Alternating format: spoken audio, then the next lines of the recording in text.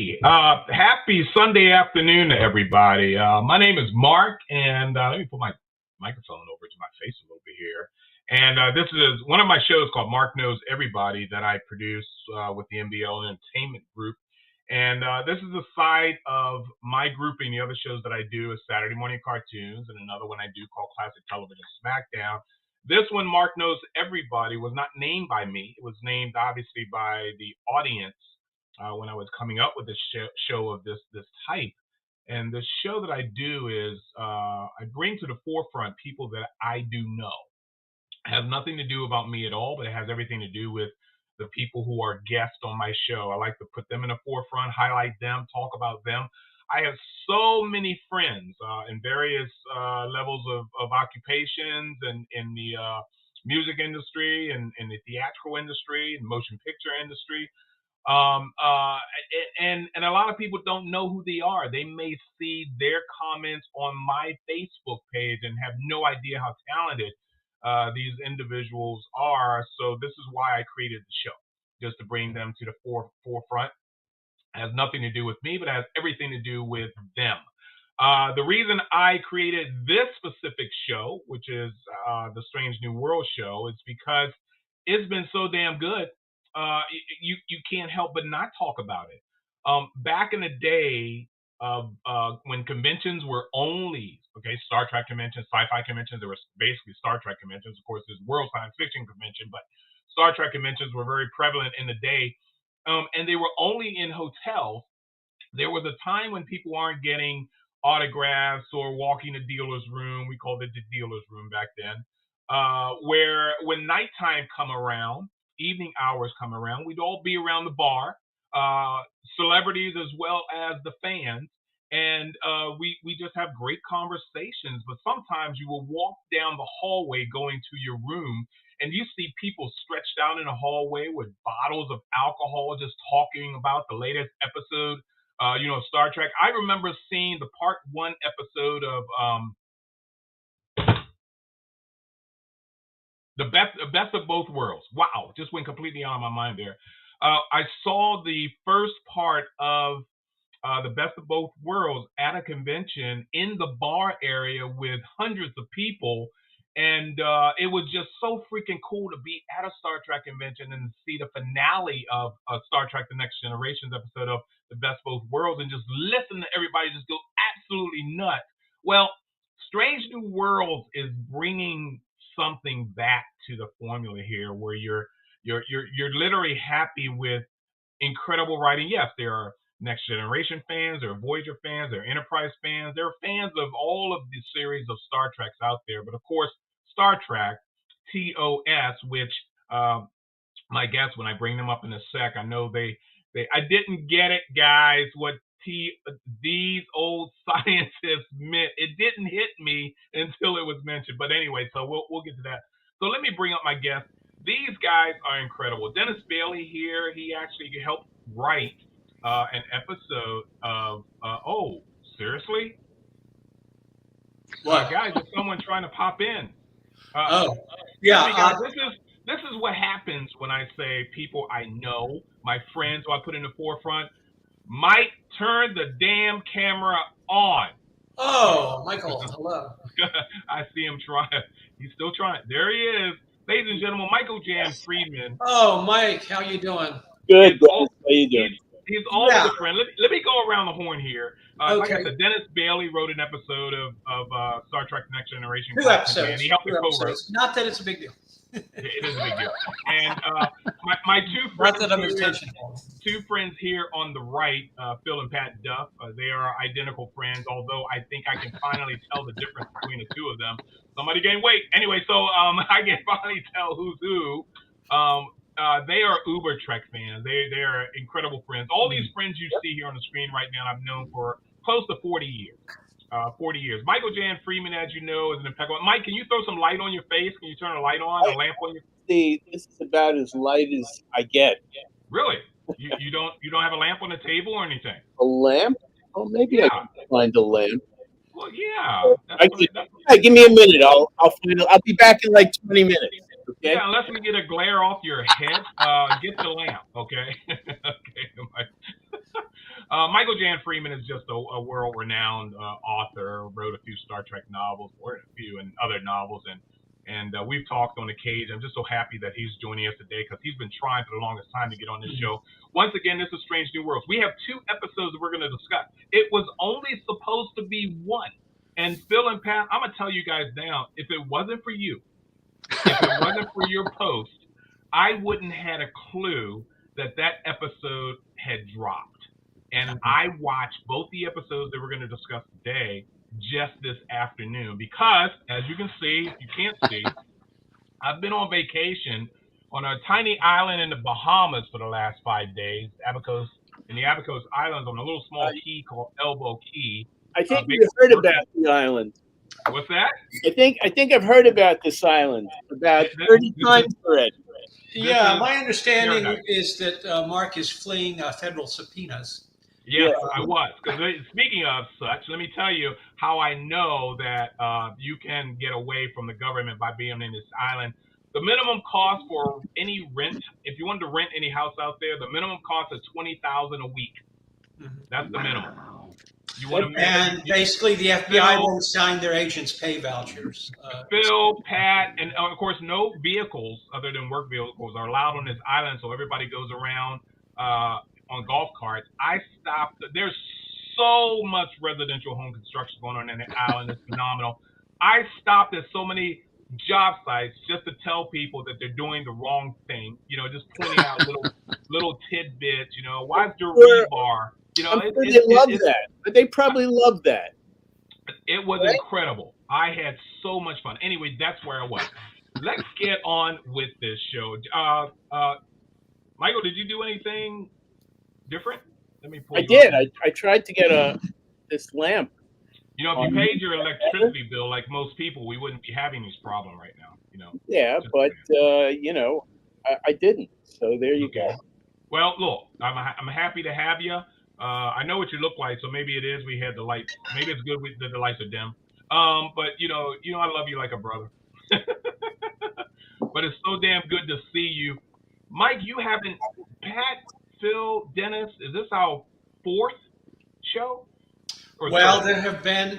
Dennis's 4th, Phil and my 3rd. Okay, so we did do 4 solid shows of Strange New Worlds. Okay, The last show we covered the last 4 episodes prior to the one we're about to talk about today. Something like 3 or 4, yeah. Yeah. So it's good to have you a part of this, Mike. It's been great with this show. We got a lot to show you today. We got a lot to talk about today. But if you guys don't know, and at some point I'm going to add Mike's face on this banner. Now that he's finally become a part. Got to add his name. But this is what we call a fantastic discussion with Dennis, Phil, and Pat, myself, and Mike. And I'm basically the referee. Okay, I'm going to ask opinions, thoughts, ideas of everyone in this panel here. And eventually I want them to score between 1 and 10 the episodes that we talk about. Now, since we have 2 episodes that we're going to be talking about this afternoon here, it's going to be very easy as opposed to last week's episode where we did 4 and we're going back and forth. Mike, since you haven't been here much, by the way, go to our chat room such as this. If you guys want to type in some comments, if they're within reason, shall I say, and not crude or anything like that. We've had some trolling in the past. Some guy wanted me to go to some seniors dating website and he advertised that. Why would he come to me for that? I don't know. I told you I'm not going to do that anymore. He probably was trying to get a message to me, but yeah. No, you got a girl, man. You better I not. know, but no. It's demographic. You get all right. The emails.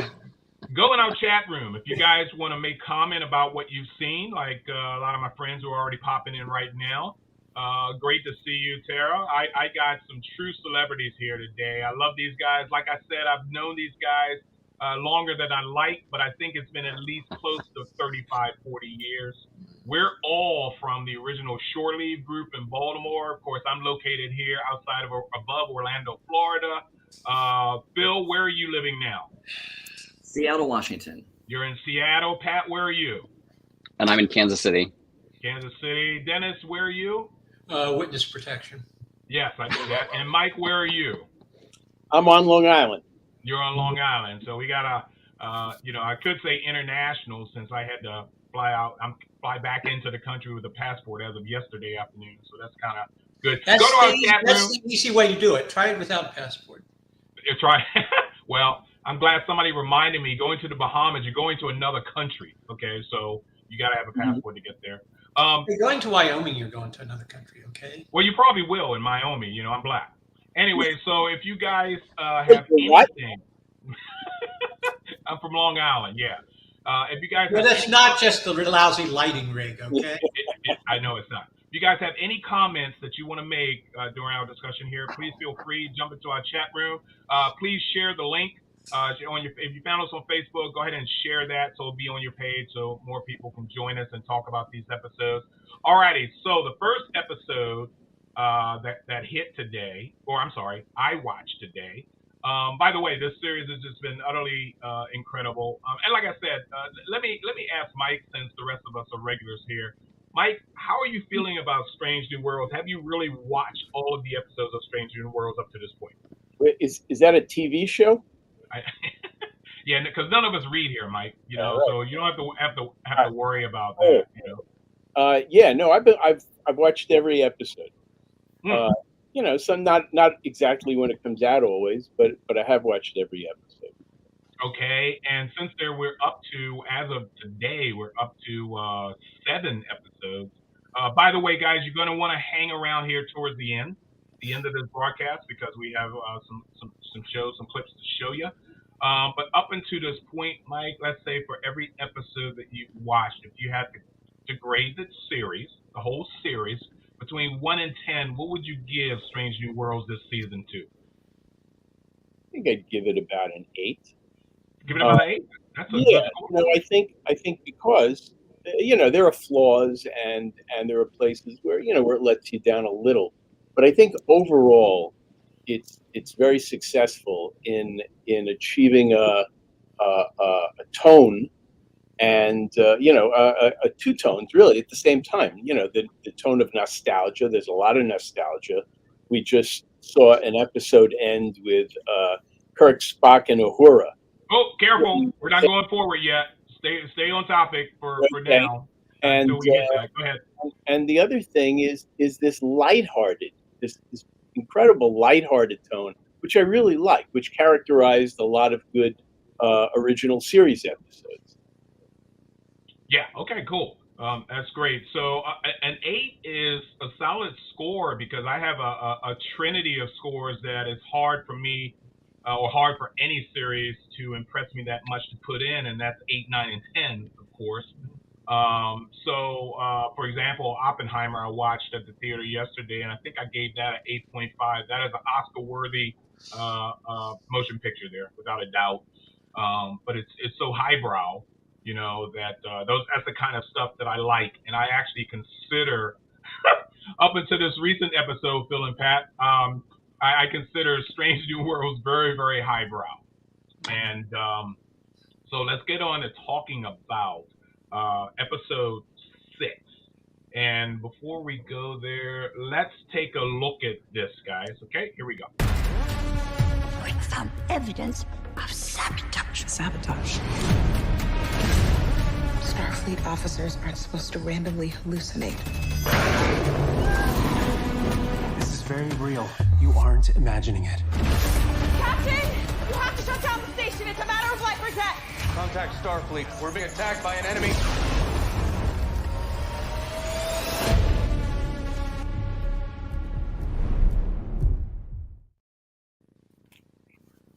Alrighty. Oh, yeah. Make sure I didn't press it in. Okay. Yes. This episode. Let me ask you guys first about the horror aspect, that level that we've seen in Strange New Worlds. I guess I can start with probably season 1 and seeing the Gorn. Yeah. And up until this point, how do you guys feel about this episode in reference to its horror aspect? Pat, I'm going to go to you first. Go ahead, Pat. In terms of the horror aspect, you're gonna back me into my critique of the whole episode to answer that question. So I'm gonna go ahead and say I've got this one at an 8.5, and I not higher on this. And I know this is a little bit of picking nits, but I felt like, well, one, horror is a tough thing to do on Star Trek, and mystery is also a tough thing to do on Star Trek.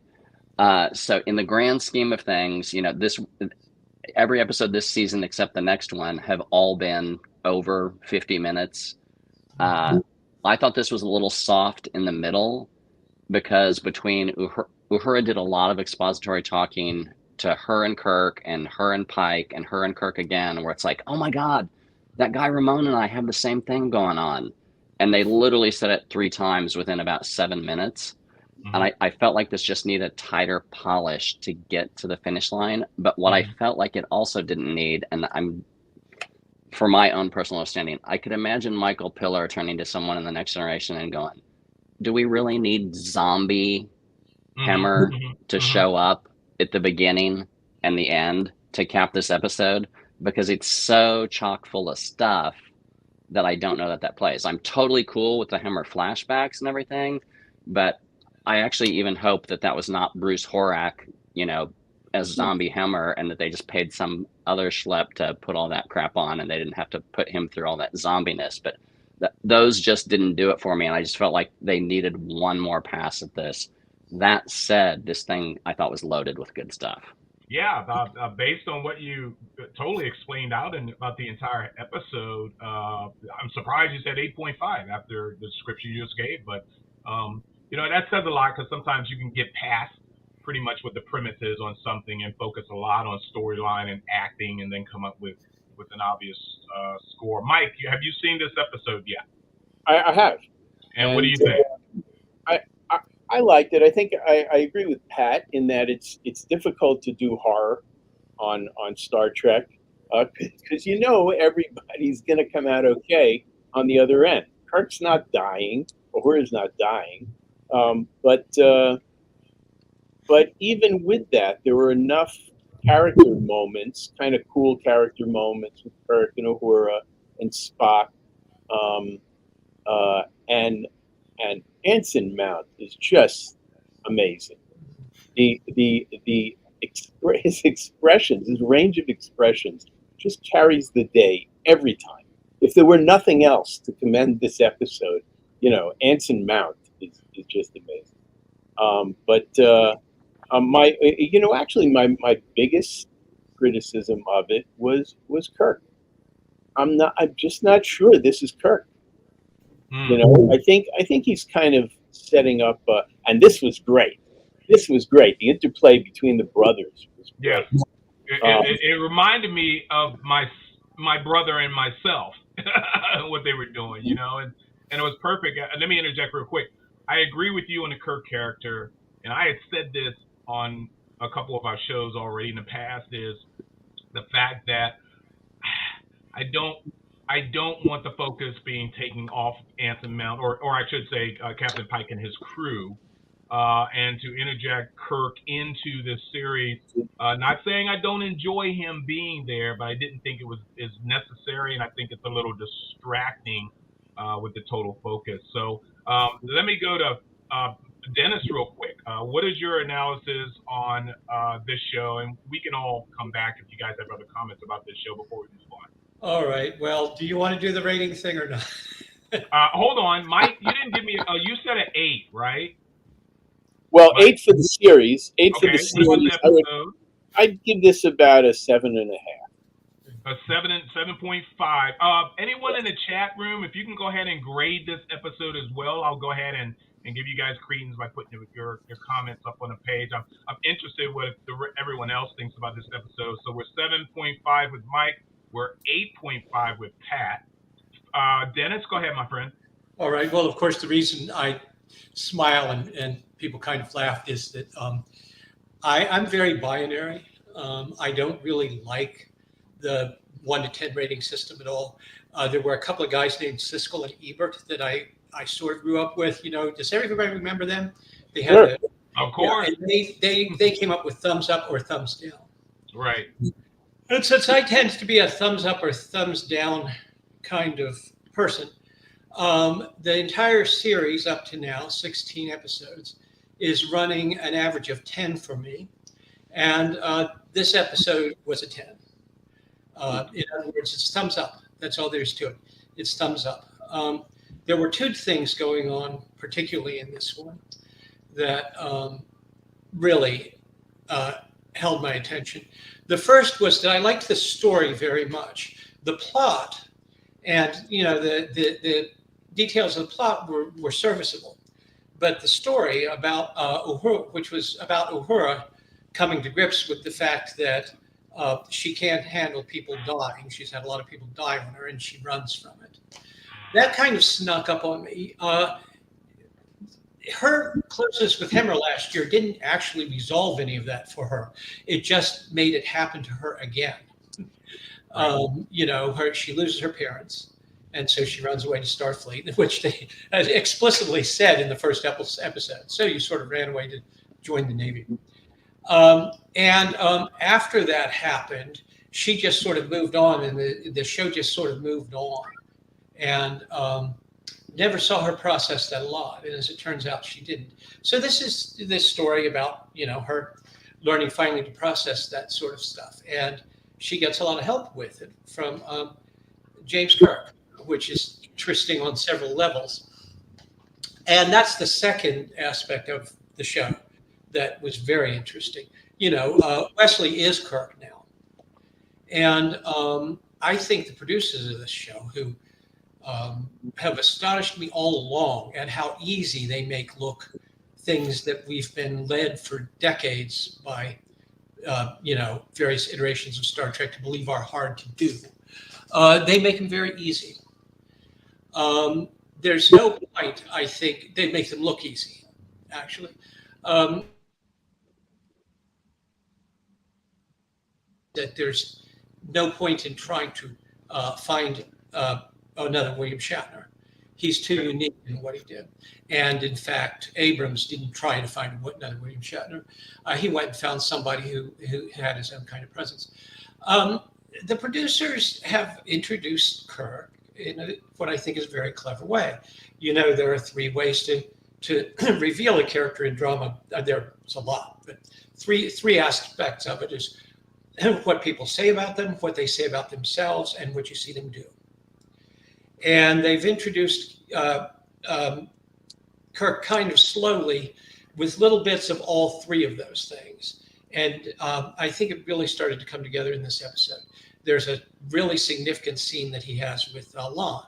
Lon has met him before under other circumstances in different, but he's the same character. And that time out, among the things he did was he pulled one of, everybody thinks they know Kirk. I know I'm going on, I always do. Everybody thinks they know Kirk. Kirk bluffs his way out of everything. Kirk, this is what they call Kirk drift. This is sort of the popular version. He bluffs people, he tricks people. He gets out of anything. And in that episode, he gets himself shot dead to prove that he's not bluffing. I mean, she says, "You're bluffing," and he says, "Try me." And so she shoots him and he dies, which just emphasizes that when he does this, he's actually putting his life on the line and other people's just about every time he tries one of these bluffs. It's not, "Oh, we're doing Star Trek 2 again." And that was an interesting, scene. Lon has decided from talking to him and from having been with him first, worked with him and everything, and gotten close to him, what sort of a person he is. And she has stuff to say about him in this episode that I think are probably key to how the writers and producers intend to build him out as they go along. And I liked that a lot. Yeah. Let me ask I'll stop now. I mean, I could say a lot more, but I know that I take the long form. Oh, when I interject. No, but it's okay because I have another question for you. No, I have another question for you. In terms of the horror aspect of the episode, necessary, not necessary, good, bad. Give me your opinion of this specific episode, because all I can think of is probably Cat's paw Yeah, I didn't think of it as a horror episode. I know it had horror elements. I like the fact that they mix up genres. So yeah, how can I not know it's a horror episode when it's got a zombie in it twice? Yeah, but it's not. It's a sort of a suspense story that has horror elements. I would describe it as a suspense story and a little bit of a mystery. As I said, I thought the progress of the plot was serviceable. You sort of know where the plot's going. Well, if you watch 700 episodes of Star Trek, you sort of know where the plot's going a lot of time. They sort of give away the game in the title, Lost in Translation. Yeah, I agree. Yeah. Or horror in the middle of it, right? So there were these horrific moments that I thought worked well enough. I was engaged by that, but because, as Mike said, you know who's not going to die, and you know it's going to come out okay, more or less. We all knew Hammer wasn't going to die. The plot details were not what I found memorable about the show. Yeah. I thought the scares worked okay. Yeah. All right. So I know you're a binary kind of guy, like you said before, but if you had to throw a number, a score on this, 10. like you basically do, you said a 10, right? Yeah. Hey, you know what, Dennis? You're always using that 10. I think we're going to start. That's right. Were you listening to anything I said? We're gonna make 10 your lowest number, and we'll allow you to go as high as 20. Then I said 20. The entire series is a 20. Anyone I have no complaints Mike, about Sarah, this series so far. Yeah, if you guys want to grade this episode that you saw, go ahead and pop it up on screen so I can, put it up there and help us out. Let's go. We're going on to Phil here now. Phil, oh, by the way, Phil, did you send me this as well? I did send you that. How did you get this one? It popped up in somebody's feed on one of the channels on Facebook. Strange New Worlds, Wholesome Posting. Interestingly enough, with regard to your question about the horror of the episode, this is my favorite part of the horror of the episode, which is seeing Celia Rose Gooding do Michael Jackson's Thriller pose. Because obviously the crew thought it was a horror episode just from this photo. But overall, I gave the episode an 8. I really enjoyed it. There's stuff in there that is utterly fascinating. First of all, how can you not love seeing James and Sam together? Because the only other time they've been on screen together, one of them was dead. And so that was just amazing. Even both of them, speaking of their dad, brought back the reboot movie to me, because all I can see is Chris Hemsworth when they're talking about his dad, Yeah, absolutely amazing. And then, there's that whole, and I read a little bit of this stuff online, is this guy, our Kirk or whatever. What I dug is the chocolate chip cookie thing. Because enough with the chocolate chip, or enough with the cookie. The point in my mind when they unveil that, I'm like, how can you not think of Kirk in the Genesis cave saying, "Do we have anything to eat?" or in Star Trek 4 saying, "I love Italian." So I'm like, this is our guy. This is working.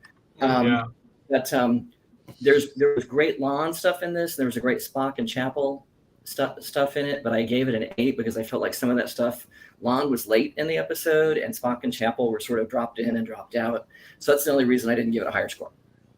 I got it. So I thought personally when Lon did show up in this episode, and of course, I hate using multi-dimensional, multi-universe crap, but when that Kirk hadn't never met that Lon, which I was a little confused at one point when he said, "Oh, by the way, I need to tell you guys, and this is super late. You do know this is a spoiler episode show." Okay, so I hate for you to go away if you did not know that by now, but it's going to be a spoiler episode and super spoiler episode when we get to the next one. But when Lon said, when Kirk said to Lon, "You still owe me that drink," or "I still owe you a drink." Can somebody explain to me when that happened? Because I'm a little confused. Happened at the last scene of Tomorrow and Tomorrow and Tomorrow, which is a dynamite scene. Got it. Yes, it is. The memory loss. She calls this guy. She's reaching out to see what this guy is like, or to make some sort of contact. I guess emotionally, she just wants to try to make some sort of contact. Yeah, she really wants to have an emotional attraction to this guy, although she has an emotional attraction to a guy that never existed after that. So, and he says, next time we're in a Starbase, you owe me a drink. So that's where that happened. So that said, I think we do need to acknowledge that, this is the episodic Star Trek we're getting in what I'm going to call modern Trek, aka the Kurtzman Trek. Mhm. But man, the through line stuff on this, whether it's they're following up on Lon and Kirk.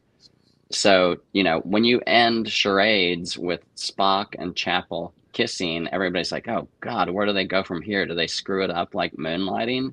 Yeah. The chess scene was deftly executed Yeah. to not foul that relationship up and to keep us moving. I mean, they could have gone this episode without touching it, but it was in there, and that scene was fantastic. It was, and for like hindsight being 2020, like we all know, because we do know, like this episode, or rather next episode we're going to talk about where everyone's future is. This episode alone, in terms of the Chapel and Spock scenario, well, they went hot and heavy last episode, and that is usually breaking the ice royally when you get to that point. You assume they went, pretty deep into that, but at some point what's going to happen in the future. It's like, well, is this going to be every episode now when they see each other, they meet each other and whatever?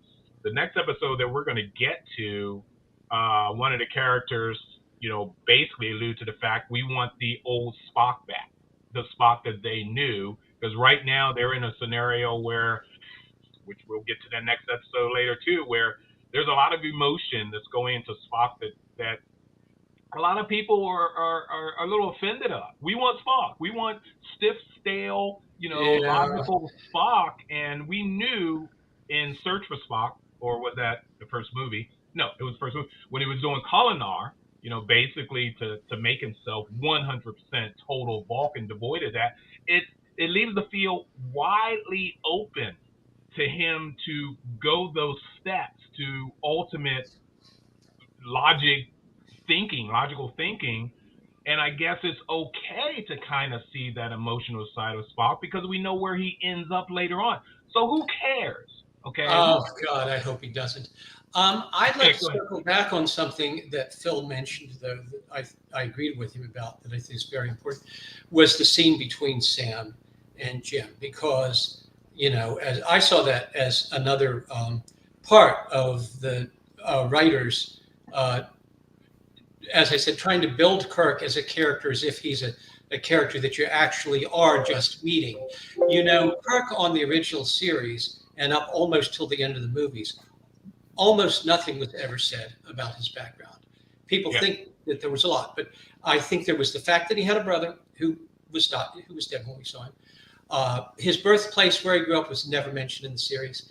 I think there were a couple of ex-girlfriends and a couple of previous postings that came up. Had to be. That's all you knew about Kirk. So instead of having him tell, he does talk about his family, but instead of just bringing him on and having him repeat backstory about his family, they almost as if they planned it, from early last year, they put him in a family situation with another member of his family.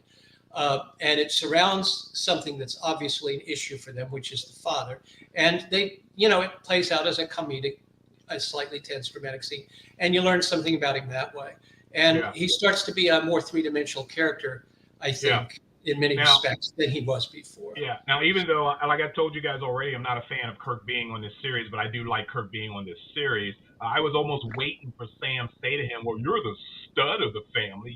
We knew this started somehow because in TOS, you knew Kirk basically as a freaking womanizer. Every episode, there's a woman. He gets the woman. It says Spock got a couple, but, still, I like to see how that builds. So it's a shame that Lon is going to eventually end up being another notch on his belt, because we know what happens. Mike's trying to jump in. Go ahead, Mike. I'm sorry, dude. Yeah, wave at me, man. I can't see you because you're dark, remember? Go ahead. And mute it. And mute it. Mike, I can... How are you? Okay, I'll unmute. You can unmute yourself. But I just did it. Go ahead, Mike. So the Kirk that we know as Captain of the Enterprise was a womanizer, but the Kirk before that, the one that was at the Academy, was a stack of books, right? So growing up, Kirk should not have been characterized as a womanizer, or a stud, or the captain material. Yeah. Right. He was a studious guy. That's how he was characterized in the original season, up until the point when he when he, for instance, when he encountered the Kobayashi Maru Right. test. So So we like to think. I mean, I knew how I was when that I was was in high school. established. That was Yeah. established by Gary Mitchell. Oh, I see. Okay. Well, So- yes, you're right. Gary Mitchell did, in fact. I guess Gary Mitchell was probably the guy Kirk looked up to. Yeah. When Gary they were Mitchell. together. Yeah, and Gary Mitchell was probably the stud or the womanizer. Right. I always thought that Mitchell had a little general envy of Kirk, though. I mean, I think it comes through a little bit. I mean, how is it that this guy lords it over Kirk from the beginning, even before, he sort of gives him this even before he gets the glowing eyes. And this guy's serving under this guy who was, Well, let me ask one of you. them wound up in charge of the other one. Yeah, but doing Shirley, the Irish guy, Finnegan. Finnegan. Obviously, he had some background with Kirk as well because Kirk knew him well and whatever. And this Finnegan guy looked like he was he didn't need to be drunk to be wild. I think that's naturally came out of him and probably was a really heavy influence on maybe building up Kirk to that level of wilding, But it's more evidence that Kirk was a serious student and the antithesis of Finnegan.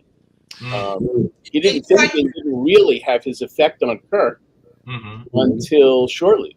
He could have had the effect on Kirk at first meeting because every person you meet, you're trying to impress each other, both ways. And I can see Finnegan and Kirk going toe to toe into I can get the most girls, I can drink the most alcohol, and at some point maybe he calmed down in his life. It's just my opinion of that. It's anything but an accident, of course, that the first big scene they have with Kirk on the Enterprise is him and Uhura in a bar, where they parallel, and what ends with him getting his nose broken in both instances. Somebody pointed out the other day. Where they play out essentially the same scene they do in the first of the Abrams movies, and they make it clear that this is entirely different. That the way these characters are going to interact and what this character is like is entirely different from the way the characters present in the movie. And they do that in the first appearance in Tomorrow and Tomorrow. I mean, they sort of signal to the audience that cares that they're very aware of the difference between what they're calling the Kelvin version of Kirk and the history of this one by bringing up the whole business of where he was born. I mean, that's what you call that's hanging a lantern on it. The alternate universe guy says he was born in space on the Iowa. And when they get around at the end to Lon talking to the real, the Prime universe. Prime Kirk, He asked him where he was born, or she asked him where they were born, and he says, in Iowa, signaling to those few of us who would notice, maybe. I'm glad you said that. I did not. I did not know. I totally forgot. You hit it right on the nail, Dennis, because when it was going through the revolving door and asked the question, have you ever been to I'm from space. And I'm like, it didn't hit me then until what you just said. That's absolutely right. I knew. This is all headed up by one of the guys who wrote the first Star Trek movie for Abrams. Yeah, well, it's interesting. Because at some point we'll finish off with this episode, but a lot of what we're saying now in terms of time travel, does hit heavy in the following episode, but it didn't come to me. John makes a point here. He's asking, was Finnegan wild, or was that the way Kirk perceived him? Interesting, because that surely planet did go into your mind and take, your desire. We never met Finnegan. We never met any of those people. So we don't know. Well, yes, we never met Finnegan. I understand it's the question that John's asking, but this actually is a good point, which kind of relates to me. It's like he may have been wild with Finnegan at the beginning. He became his friend. Let's go out and pick up some girls or whatever. And Kirk just kind of calmed down a little bit. I hate to see this Kirk develop a relationship much like Carol Marcus's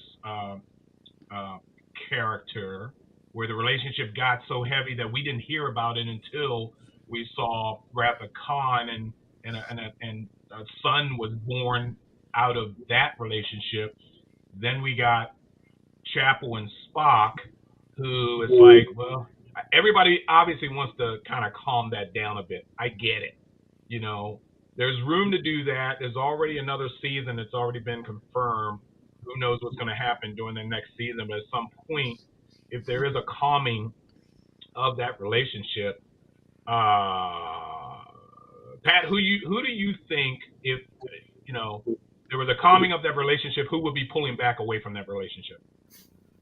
Around which relationship? Chapel and Spock. Oh gosh. Well, I mean Spock. Oh, I think Chapel pulls back. Aha. Mike, who do you think would pull back from this relationship between Chapel and Spock? I think Spock would be the obvious choice, which is why I tend to agree with Dennis that it'll be Chapel. She'll find a reason that's unexpected to us, but a good reason to pull back. Well, it's funny you guys said that, and I'm going to ask Phil the same question, but when we get to the next episode, you may think differently based on what we saw in the next episode. Phil, who do you think would pull back? Oh, I'm going to go with the obvious one on Spock, but there's always that persistent where we do see it coming that Roger Corby's going to show up in this show at some point. Well, I thought it was going to be, last episode or episode before last, when she told Binga she was applying for the Academy. I thought this when I said, "Whoa, this is kind of fun." I'll bet you a drink at the next shore leave that Spock is drunk dialing Christine before the end of the show. I would bet you a chocolate chip cookie. Yeah, no, he is. Enough with the cookies. He is going to be so. What's the rating on this show? He is going to be so fucked up by what happens with her. I think that's a part of the story of how he pulls back into himself that they're not getting to yet. They're pretending that it's all obvious. Yeah, I'm kind of on the fence. I think it's too early for Spock to get that logical. I think it's really too early. I think he's really fighting a lot with the human side. The human side may be 60% of him right now as opposed to 50-50. I think that one of the things that's clear is that Christine leads him. And I don't mean leads him, manipulates him. I mean, she understands I think she understands herself, but she certainly has a sense of it. She understands her dealing with feelings. Yeah, she's older in an emotional sense than he is. And she leads in this relationship. And you will see that. And I think she is the one who and you will see that leading indirectly in the next episode with Spock, because man, we got a lot to talk about. Also, honestly, it makes her stereotypically pathetic if she's. I mean, people remember Christine Chapel from the original series being kind of. I have to say, before we move on, I have to say that to me, the much more interesting relationship that we saw in that episode was between Spock and his mother. Mm. Ooh, right? I mean, that's something that they were exploring that that I hadn't expected, and you know, at the end of the episode, you hear her say something to the effect of, you know, it's not easy to love a Vulcan, and we've heard that expressed, you know, in terms of her relationship with her husband. Right. Okay. So it's here's an Earth woman, and she's given up her life on Earth, and she loves a Vulcan, and how difficult is that? But that's not, obviously in this case, that's not the Vulcan she's talking about. She's saying it's not easy to love Spock. That's true, and you know, it's interesting that her having that conversation with Spock, and him saying that he's coming to understand some things about her experience. Directly precedes him deciding that he's willing to be involved with Christine Chapel. With the human. Sort of like it closes a circle for him too. Right. Well, you know, the other thing I got out of that conversation was that universally Vulcans are despised, that they're arrogant a-holes. They're not who gives a damn about how logical they are. They're very. Their invitations to a lot of things get lost. Yeah, they must have irritated a hell of a lot of civilizations just by who they are. So, with Spock's mind actually being in the game, kind of keeps his quote unquote humanity in check, and he becomes revered throughout the entire world for Spock himself, because obviously civilizations out there have grown to respect and love him, and not just because he's, you know, a logical Vulcan, but because he's a caring Vulcan as well. That's what I got out of it, you know. Well, let me ask you another question based on this episode. I've always, for some bizarre reason, really had an attraction for this woman. And this woman, even though she must be, you know, multi-centuries old, is still have a little bit of hotness in her. Oh yeah. Oh, Carol Kane, yeah. And I really, even though she acts more like an old lady than she looks, I think she's stunning. And can anybody throw any sort of relationship to any other engineers on any other Trek episode or Trek series that we know of? Where does Carol Kane's character stand on this show thus far? Well, she has an unbelievable accent. That's her connection to James Gwynn. Yeah. She's actually a little more like Guinan. You know, yeah, she's occupying a little of that space, isn't she? Yeah. Right. Yes. So she's the timeless, you know, presence, or I should say timeless, but she's the ancient. She's the wise old truth teller. Yeah, and so I would compare her. If you can call Guinan an engineer, maybe you could in some way. Yeah, but sure. you know, an alcohol engineer or something. But that's everybody well oiled. Yes. Yeah. She keeps everybody lubricated. Yep. Yeah. Well, and to that point, I think there's a real parallel between Whoopi and Carol Kane, because when they tell you they're coming on the show, you're like, oh, what are you going to do with that giant, strong personality that isn't just going to take airtime away from our people? And already Strange New Worlds says the answer is nothing, because what they're doing is everything Carol Kane does is with our people or a person, and it has been pure gold. I've been blown away that, as famous as she is, that she can get in there and have a two-person scene and enhance the scene of the person she's in with. Yeah. I think Star Trek has always been, you know, Batman 1966, where it's the place to guest star on. You know, if you haven't been on Batman, then you're nobody. But Carol Kane was already a big enough actress. She didn't need this series. I was really interested or curious of why she even took this on, other than the fact that maybe she needed work.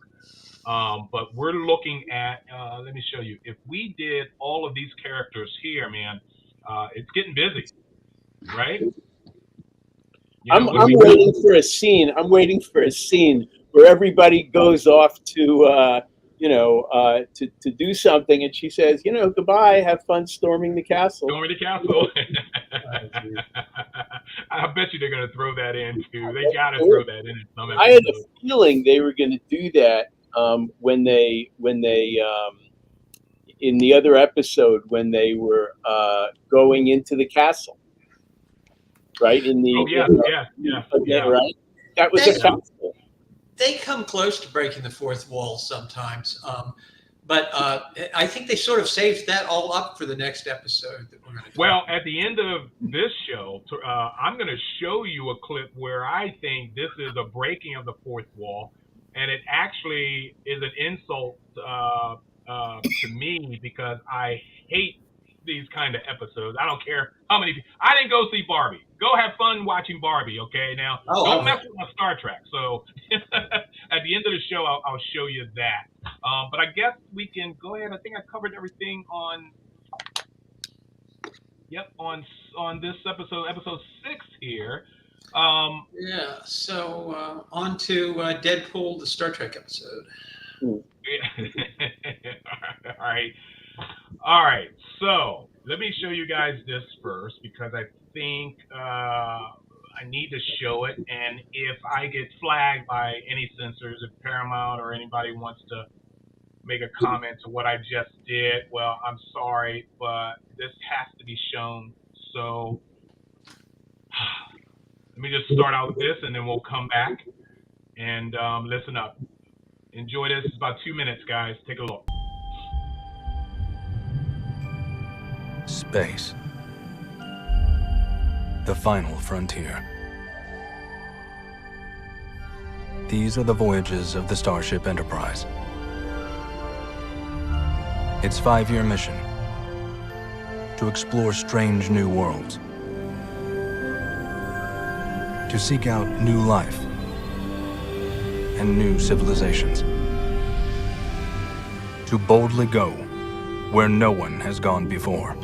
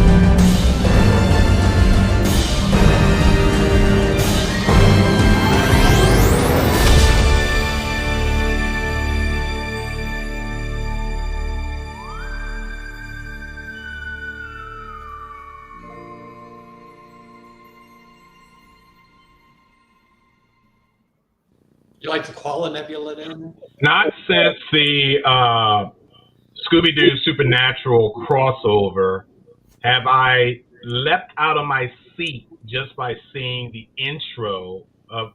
You can automatically tell these creators, these writers are having a great ass time with season 1 and season 2, and then they come up with this. Of course, we knew in the beginning that this crossover was going to happen, but the only photos that we had were basically the cartoon characters brought into real life, and they were in fact the voice actors of these characters who portrayed those roles as actors on this episode.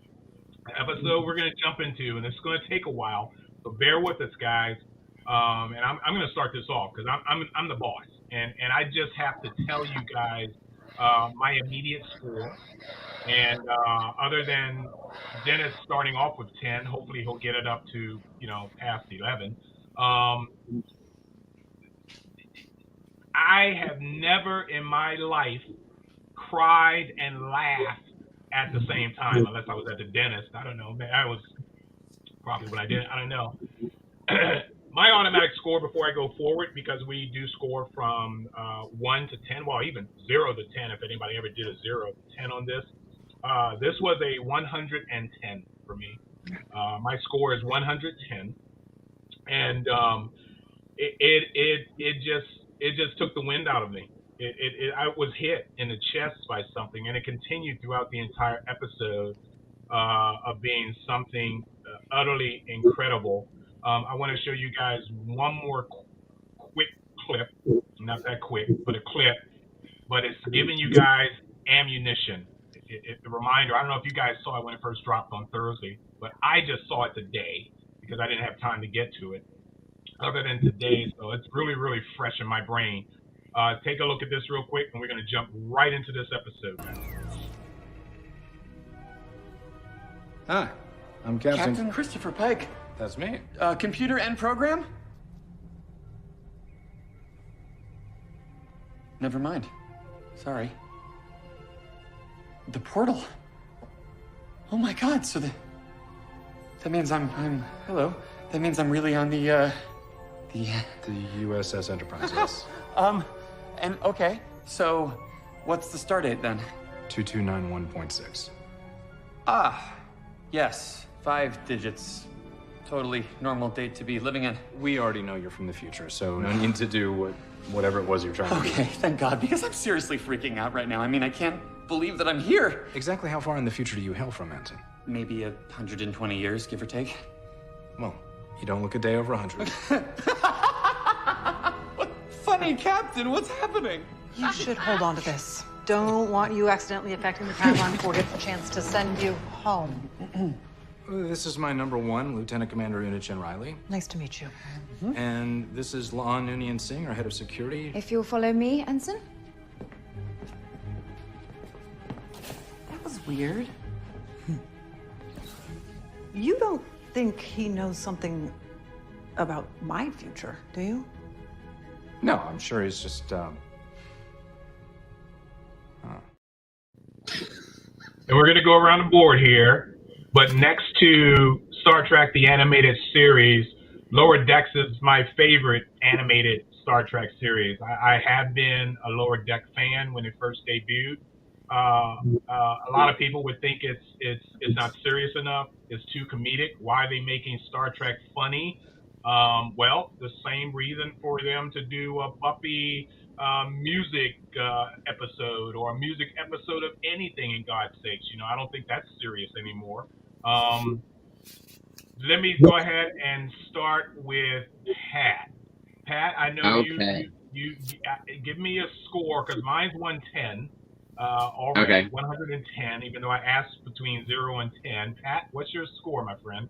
I'm going to be super OCD and stick with a 0 to 10 score. But the thing that I will say is, number 1, this was clearly a Lower Decks episode because it started on the Cerritos. I don't know what they're trying to pull over on us. Number 2, I love Lower Decks.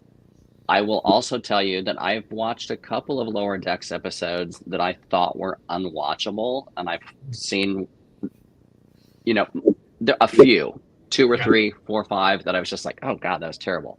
Right. I've seen other ones that I thought were utterly fantastic. Yes. But emotionally, all of us who lived through the 80s when the Next Generation came along, there was always this, what if the 2 crews got together? And there was always the, you can't afford it. It's impossible. It can never be done. The most we can do is get Kirk and Generations and get 2 other dudes to show up for 5 minutes. And they went out and they're like, we're doing it. And they started with the Major 4 on the Cerritos. They threw Boimler over, and my score is a 10. Attaboy. I'll bump yours up with mine. 110. I got it. Okay. Mike, let me cross the screen here. I'm pretty sure you did say you've seen them all, so I'm assuming this was included. You did see this one, right? I did. Okay, and your thoughts? I loved it. And before you ask, I'm going to give it a 9.5, which is the highest score that I give. Because having been a teacher, I don't give that many hundreds. Right? So 9.5 is going to be the top. But I thought it was great. I thought it was audacious, for them to try to pull this off. And the character work was great. The real life actors portraying the animated character was great. And I'm not a person who loves, as you say, or as one of you guys said, breaking down the fourth wall. I like that. I don't like that normally, but here, we're all winking and nodding, and it was a really brave thing for them to do, and they did it. And I have to tell you, so to put animated characters in a live action setting, took some cojones. But when you do it the other way around, it never phases anybody, right? When you take take an entire crew of live action actors and put them in an animated setting, oh, that's okay, right? But I loved it. Mm-hmm. All right, I agree. And go ahead, Phil. Well, I'm going 10 based on the clips you played. I'm going to quickly say, shout out to Jeff Russo for that theme throughout, because I don't know that we've given this fair due, and really, really shout out to Naomi Melamed for all of the music through all of this series. Absolutely. It has been blown me away. I think Pat really summed it up by saying, who are we kidding? It's a Lower Decks episode. And so whether anybody asked the question or not, it's like, can Strange New Worlds do a Lower Decks? And now we know the answer is absolutely yes. Mm-hmm. And we saw vestiges of this in the last few episodes. And one was the sort of last comedy, unless you were Christine Chapel, were some of the reactions of the other actors. This one also not a comedy if you're Christine Chapel. Yes. Oh, yeah. I agree. But I'll drive mine home. There's so many things to love about little dropped references to this. It's just mind blowing. But I'm gonna flip it. When did Lower Decks become Strange New Worlds? And Mark, I don't know when you laughed and when you cried, but by the time Boimler tells Pike there are people who might want to have one more date with you, I was like, holy crap. Yeah. And he knows what's coming. I was, we're going to go to Dennis here in a sec. I was a mess on this episode because I was laughing out loud with tears streaming down my cheeks, all the things that you ever wanted to say to someone who's gone, who's no longer in your life, but, and probably had no idea how much they meant to so many other people. This animated freaking character comes along and just basically blows everything out of the water in terms of how important this man meant to centuries. When Boimler was asking the date, I'm glad he said that because I don't remember the date for Lower Deck, but I kind of know what setting it's in, and it wasn't with this. And I was like, my God, it's like if I had a chance to go back and meet Abraham Lincoln, okay, and tell him exactly how much he meant to me and to everyone else who he affected. There was the opportunity right there, and and I'm kind of on the fence when it's a time travel show. I say, oh, not another one. Oh, for God's sakes, where are we going now? But this was absolutely perfect, and they handled it in a way where they knew there were some prime directives. Well, actually, temporal, what do we call it? Temporal codes? There's a name I think I heard once. Yeah, temporal, whatever the laws of whatever. And Boimler knew not to break that, although he pushed himself so far forward to saying things he wasn't necessarily supposed to say. And I think he still kind of disrupted the temporal timeline there a bit by giving people information, because you're now telling them how to act, because how people see you. It's kind of like, oh, well, let me brush up here. I better be careful because I'm sitting here in front of grandma and granddad now. I can't curse anymore, and that was great. This is the new time directive. We never, ever, ever violate it, except once in a while we do. Once in a while, yeah. You're right. Dennis, talk to us, my friend. Well, okay, to get the rating out of the way, have I mentioned that mine actually goes to 11? No. No, this is a 10. I mean, this is a thumbs up. I thought it was entirely delightful in every way. What you're just talking about, what you were just talking about the tone. They manage such a range of tone in this story. And I said it earlier, what makes the show delightful to watch every week, a large part of it is that these people make what is supposed to be hard look easy all the time. Is they are so confident in what they are doing. They are so seemingly confident. They came in right away, the first episode of the series. And I thought in the publicity for it, when that started to come out, I'm looking at this going, these people are just going to play with all the toys. They've decided they absolutely own this. And it shows up in different ways every week, and I love it. Why don't we just bring the animated cartoon in with our people? It'll be wonderful. I will say, Mark, we have, you said you're all about Lower Decks. This was a weird experience for me because I'm in the position of someone like my wife. My wife will watch Star Trek with me, and she likes Star Trek okay.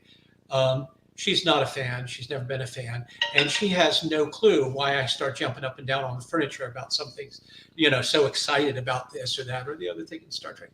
It's kind of a foreign country to her. And I don't watch Lower Decks. I watched a few episodes of it and I liked it okay, but it didn't grab me. And I would, I'd watch another episode if it were on, if they're around or something. It just doesn't grab me. And the reasons why aren't important. It's a funny show. Everybody involved with it is really talented. It's a good show. But that just put me in this position of like all of my friends, Pat and Phil and everybody. I'm looking forward to this episode more than any in the You know, so far, and I'm going, oh yeah, okay. Yeah. You know, what's that about? I'm sort of outside of it. I mean, in terms of my expectation, like, oh, I was looking forward to see what would happen with Spock and Christine in episodes like Charades, and I was not disappointed. So this was just, you know, it was delightful. I really enjoyed it. I don't think it's going to be forgotten ever. I think it immediately in fandom, because come on, this is all one fourth wall breaking Star Trek in joke. And this will you'll be able to find this being played somewhere almost all the time at any convention you go to from now until long after we're dead. That I think that's pretty obvious. What was that one for the Trouble with Tribbles? Yeah, that one was big. I mean, you know, you could always find them showing that somewhere if you want to. Yeah.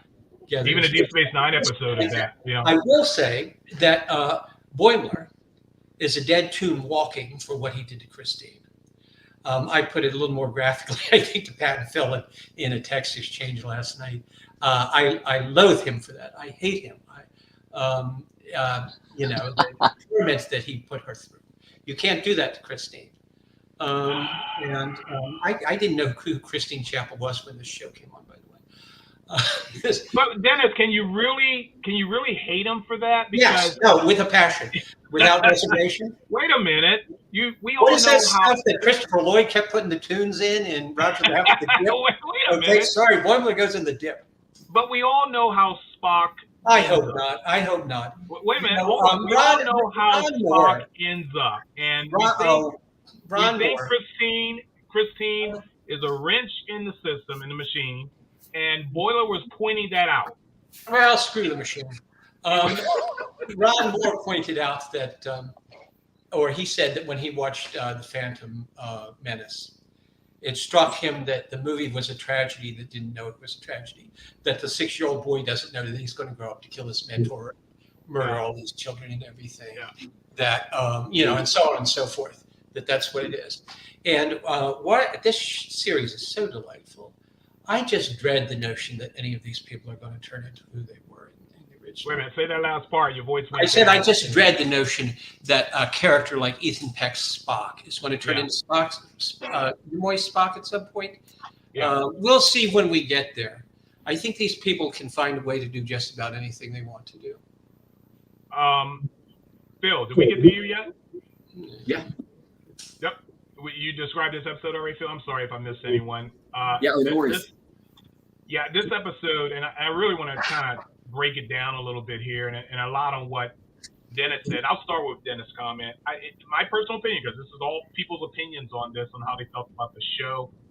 We're not the radicals out there. How dare you? You know, this is my Star Trek. You know, this is my Star Wars. You know that kind of stuff. We're not like that. You know, we're giving our honest opinion and reviews of what we've seen, and the numbers speak for themselves. There's all been high numbers with all of my guests here, and with I'm assuming everyone there. I wish you guys would chime in the chat room and let us know. A few of you already have. I just haven't. Yeah, it's not like we're not giving enough fodder here. Come on. Yeah, and we'd like to hear what you guys think and what you've seen. Go ahead and criticize like crazy. But let's talk about this relationship first, if we want to call it a relationship. Here is a guy on the left who idolizes the guy on the right, who has information about the guy on the right and how the guy on the right, especially his captain, have just become icons in history.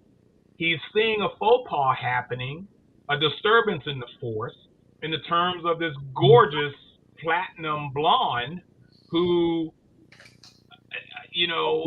sees a man and obviously wants the man. One thing that's wrong with this, Mark, by the way, is that obviously Boimler doesn't know all the stuff he thinks he knows, because this happened to Spock and Christine. He somehow managed to miss it. He didn't pop in that era, nor did I think the information of that era would have been available for Boimler to see. So he was acting appropriately. Just shut up and wait and see what's going on. Wait a minute now. He was acting appropriately. I'm not taking this personally. Okay. Hold on, Dennis. Hold on. If you see a brush fire happening, you're going to go out and stamp out the damn brush fire. Okay, you're not. You know what happens when you stamp out too many brush fires? So he saw his idol basically being corrupted. He went back. Nor did he knew about this past, but he saw it live time. He saw it happening. So he's doing the probably the same thing that I would have done. I would have stepped in. Suppose What about Abraham regular Lincoln, bloodworms? Do they have regular suppose bloodworms? Abraham Lincoln decided that he wasn't going to run for president, for God's sakes. I'm right there watching history. He's got to run for president because things in the future that he knows of is going to happen. You know, Boimler got to an interesting thing. History's happened. It's already been established. If it took a little detour that we maybe didn't know about, doesn't mean it's not coming right back on its regular course. That's right. Just like everybody knows that there was a eugenics war in the mid-21st century. Hold on. I don't know if all of that is true, what both you guys have said, because that's why there are temporal police out there. So you don't screw it up because you know it can change things in the future. Regardless of whether the final outcome is, I think Marvel movies screwed us up. Loki screwed us up when there were multiple timelines that actually branched out into freaking trees. I'm like, whoa, wait a minute. You know? Why can't it just be? Go ahead, Mike. The temporal police are there when someone interferes with the timeline, not when the timeline takes its own little, occasional detour. Well, it's like somebody from the future. The temporal police come across as a completely ineffective bureaucracy. Well, look, have they ever accomplished a single thing that they set out to? Look, I don't believe in the fact that I can go back in the past and tell everyone everything that's going to happen to the future, and that future actually is going to come into play. I don't believe that. I do believe in the fact that things can change. If you had a chance to go back and kill Hitler, but knowing that Hitler is going to survive all the way up close to the end of the war, would you not take that chance because you knew what the ending was going to be? Right. Well, to bring this and with what Mike's saying, to bring this back around a little bit to the show, away from my rant, Boimler comes to something later in the show. I think that what he does with Christine and some of the other things he does are points along a path that he's coming to himself, which is when he finally says, I'm not worried about the future anymore. I want to help people now. And that's sort of, a processing that you can talk all you want about these, how things have to be. Yeah. But that just like Pike has learned, you have to live your life today, and which is, by the way, what Spock and Christine are going to go on doing, despite all the fussing from the little cartoon guy in the future. And it's what Pike's doing. It's what everybody comes to eventually. You can worry yourself to death about the way things are ought to be. But there's something in front of you right now, and what are you going to do? Well, yeah, I agree. Definitely agree. But it's interesting with Pike, basically, and I'm trying to figure out if he alluded to he knew what was going to happen to him, or if Boimler, I can never say his freaking name, if he understood that Pike understood. I don't think he knew that Pike has a connection into his future. His future. And it seemed to me that Boimler was alluding to something else. Did anybody get that or figure that out? But Boimler probably knows that. Pike says, "I know how it ends," and we know that Pike doesn't know how it ends. I suspect Boimler knows that Pike doesn't know how it ends, or that it doesn't end the way Pike thinks it does. Well, and that was the confusing part for me. What are we talking about here? I mean, we understand he's going to end up in the chair. We all know that. Boimler should know that as well. Well, and Boimler should maybe also know that he doesn't stay there. He doesn't stay as captain. Yeah, as captain, right, of the Enterprise. Sure. All right, I'm going to put a question to you guys. Oh, first off, let me put my new friend here. Put up a post, which was I'm going to put up on the screen. Oh, we should say how good Mariner was. Everything I see people talking about the episode, and she's just brilliant too. I wrote something down so I didn't forget, and I forgot it, but you just reminded me that I wrote it down. So hold on real quick. Hold on to that thought for a sec. But Jefferson here said, here's a perfect example. If you saw today how well my ex and I get along, you would be thrown off going back into the past and trying to figure out why her and I were always trying to kill each other when we were married. Yeah, exactly. Jefferson Kelly is absolutely right.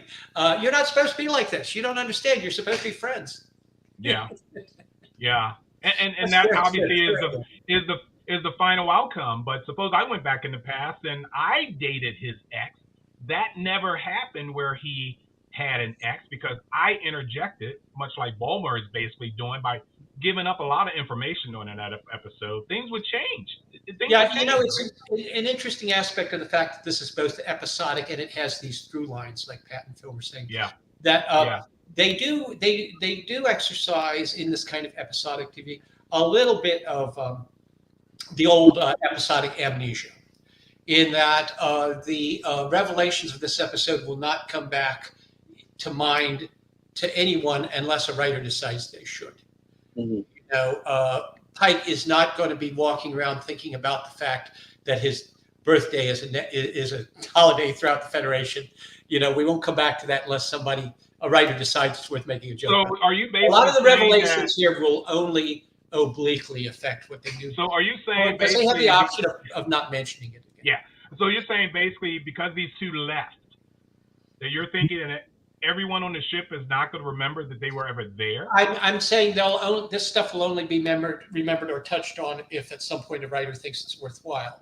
Sure. To try to look at this episode and project forward the implications for the various characters as thinking of them as if they're real people processing stuff, that's a marvelous illusion, of a drama to make people's behavior seem real. But there is a Bagnap on this mic. There is a things are very focused. You can't have for them for Pike every episode and still have any time to put forth a new one. Sure. Right? So you have to kind of put it all behind you and move on to something new and fresh.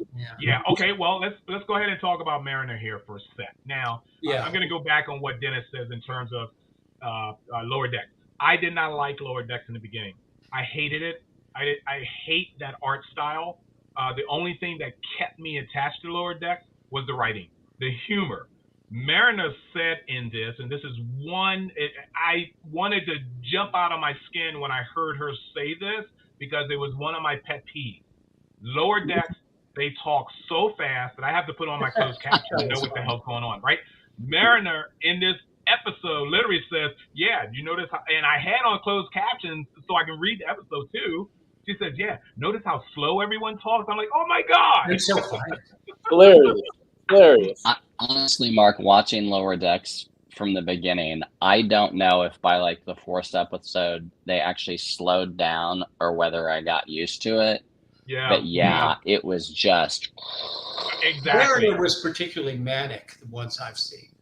Yeah, and if there's anyone out there that hasn't watched Lower Decks and want to get into it, just throw on closed caption. Just throw it on because it irritated the Look at me, Mark. I watch everything with closed captions. Because you're old. I get it, man. Yes. You're old. Yes. I understand. No, I watch it too, mainly because sometimes it's bad acting. People are mumbling their lines, and it's like, what they say, or they're saying it too low, and I want to make sure I get everything. I'm good at listening and reading at the same time, so it doesn't affect me at all. I'm not distracted.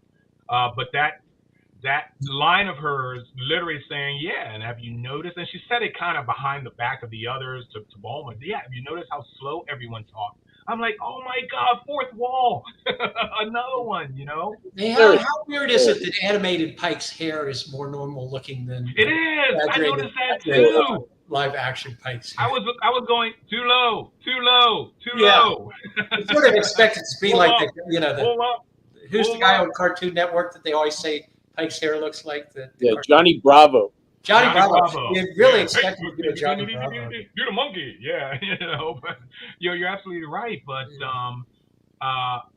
who did I not get a grade from? Everybody went on this episode, graded it basically. Are we all 10s? Yeah. What about next week? Mike's the cruel teacher, so we know it's 9.5. Yeah, he says he's a teacher. He doesn't give 100s. I go, okay. I knew there was something about you. Mark, I do have to say before we get out of this episode that I know you've been in a room with Anson Mount, and Anson and Ethan did shore leave in 2019, and what? For what? When they were both there, a girl that we've known forever walks by and goes, "Man, he is so attractive." And we were like, were they a guest at shore leave in 2019? They were both guests, yeah. It was right after Discovery season 2. Because of their Discovery appearance? Yep. Yeah. Yeah. And we should say about that, in fact, as if everybody hasn't already said this, that Anson Mount is the glue that holds these comedy episodes of the show together. Absolutely. He has great timing, and you can watch him while everything else is going on, and he's the funniest thing on. His reactions. You know where he gets that from? I noticed where he got that. He got that from Hell on Wheels. He was the glue that held that show together as well. If you've never seen Hell on Wheels, a great Western, he got that from that. And you're right. He's just brilliant at being funny. Well, he is as a captain should be. If I had to grade, let me ask you guys this question. Do you think Classic Trek, TOS, has a crew that's more engaged in everything else related to Strange New Worlds other than their positions than Strange New Worlds? Do you guys understand what I'm saying? No. Well, I'll answer it anyway. Well, hold on. I have no idea what you just said. Hold on. Let me finish. It seems to me that they are, in fact, focusing on every individual on that bridge crew. Oh. Mm-hmm. Whereas with TOS, other than Kirk, Spock, McCoy, the other characters just happen to be on an away mission with them, and they're involved in this scene with Kirk or whatever. More credence, I think, is given to the Strange New Worlds bridge crew than the TOS bridge crew. Yes, no, wrong, what? Well, no, Mark, absolutely. I've been saying since The Next Generation, it's clear from the opening credits, the original series was starring William Shatner, also starring Leonard Nimoy, and that was it. Yeah. So the fact that those guys even got to the point where we considered that a 7-member cast is somewhat astounding. Yeah. As opposed to now we open the show and there's 8+ people who are considered regulars. They clearly are ensembling this as opposed to star vehicles. Yeah. Okay. Go ahead, Dennis. No, it's been brought up on exactly what he's saying. It's been brought up in the last few years as people have tried to unpack all of the friction between some of the actors from the original series. Yeah. And I think Shatner may have said it, among others, that he went to work every day and Leonard Nimoy went to work every day on Star Trek and worked with each other all the time. And most of the other people they worked with would show up for a day or two, if that, out of every 6 or 7 and so it wasn't a working relationship where you had an ensemble by design. You had a star and a co-star. And supporting characters. We know more even about Ortegas. After 5 episodes, I knew more about and liked these people better than the original characters on the original television series. Never mind, the attempts to balance it out later when they were doing the movies. What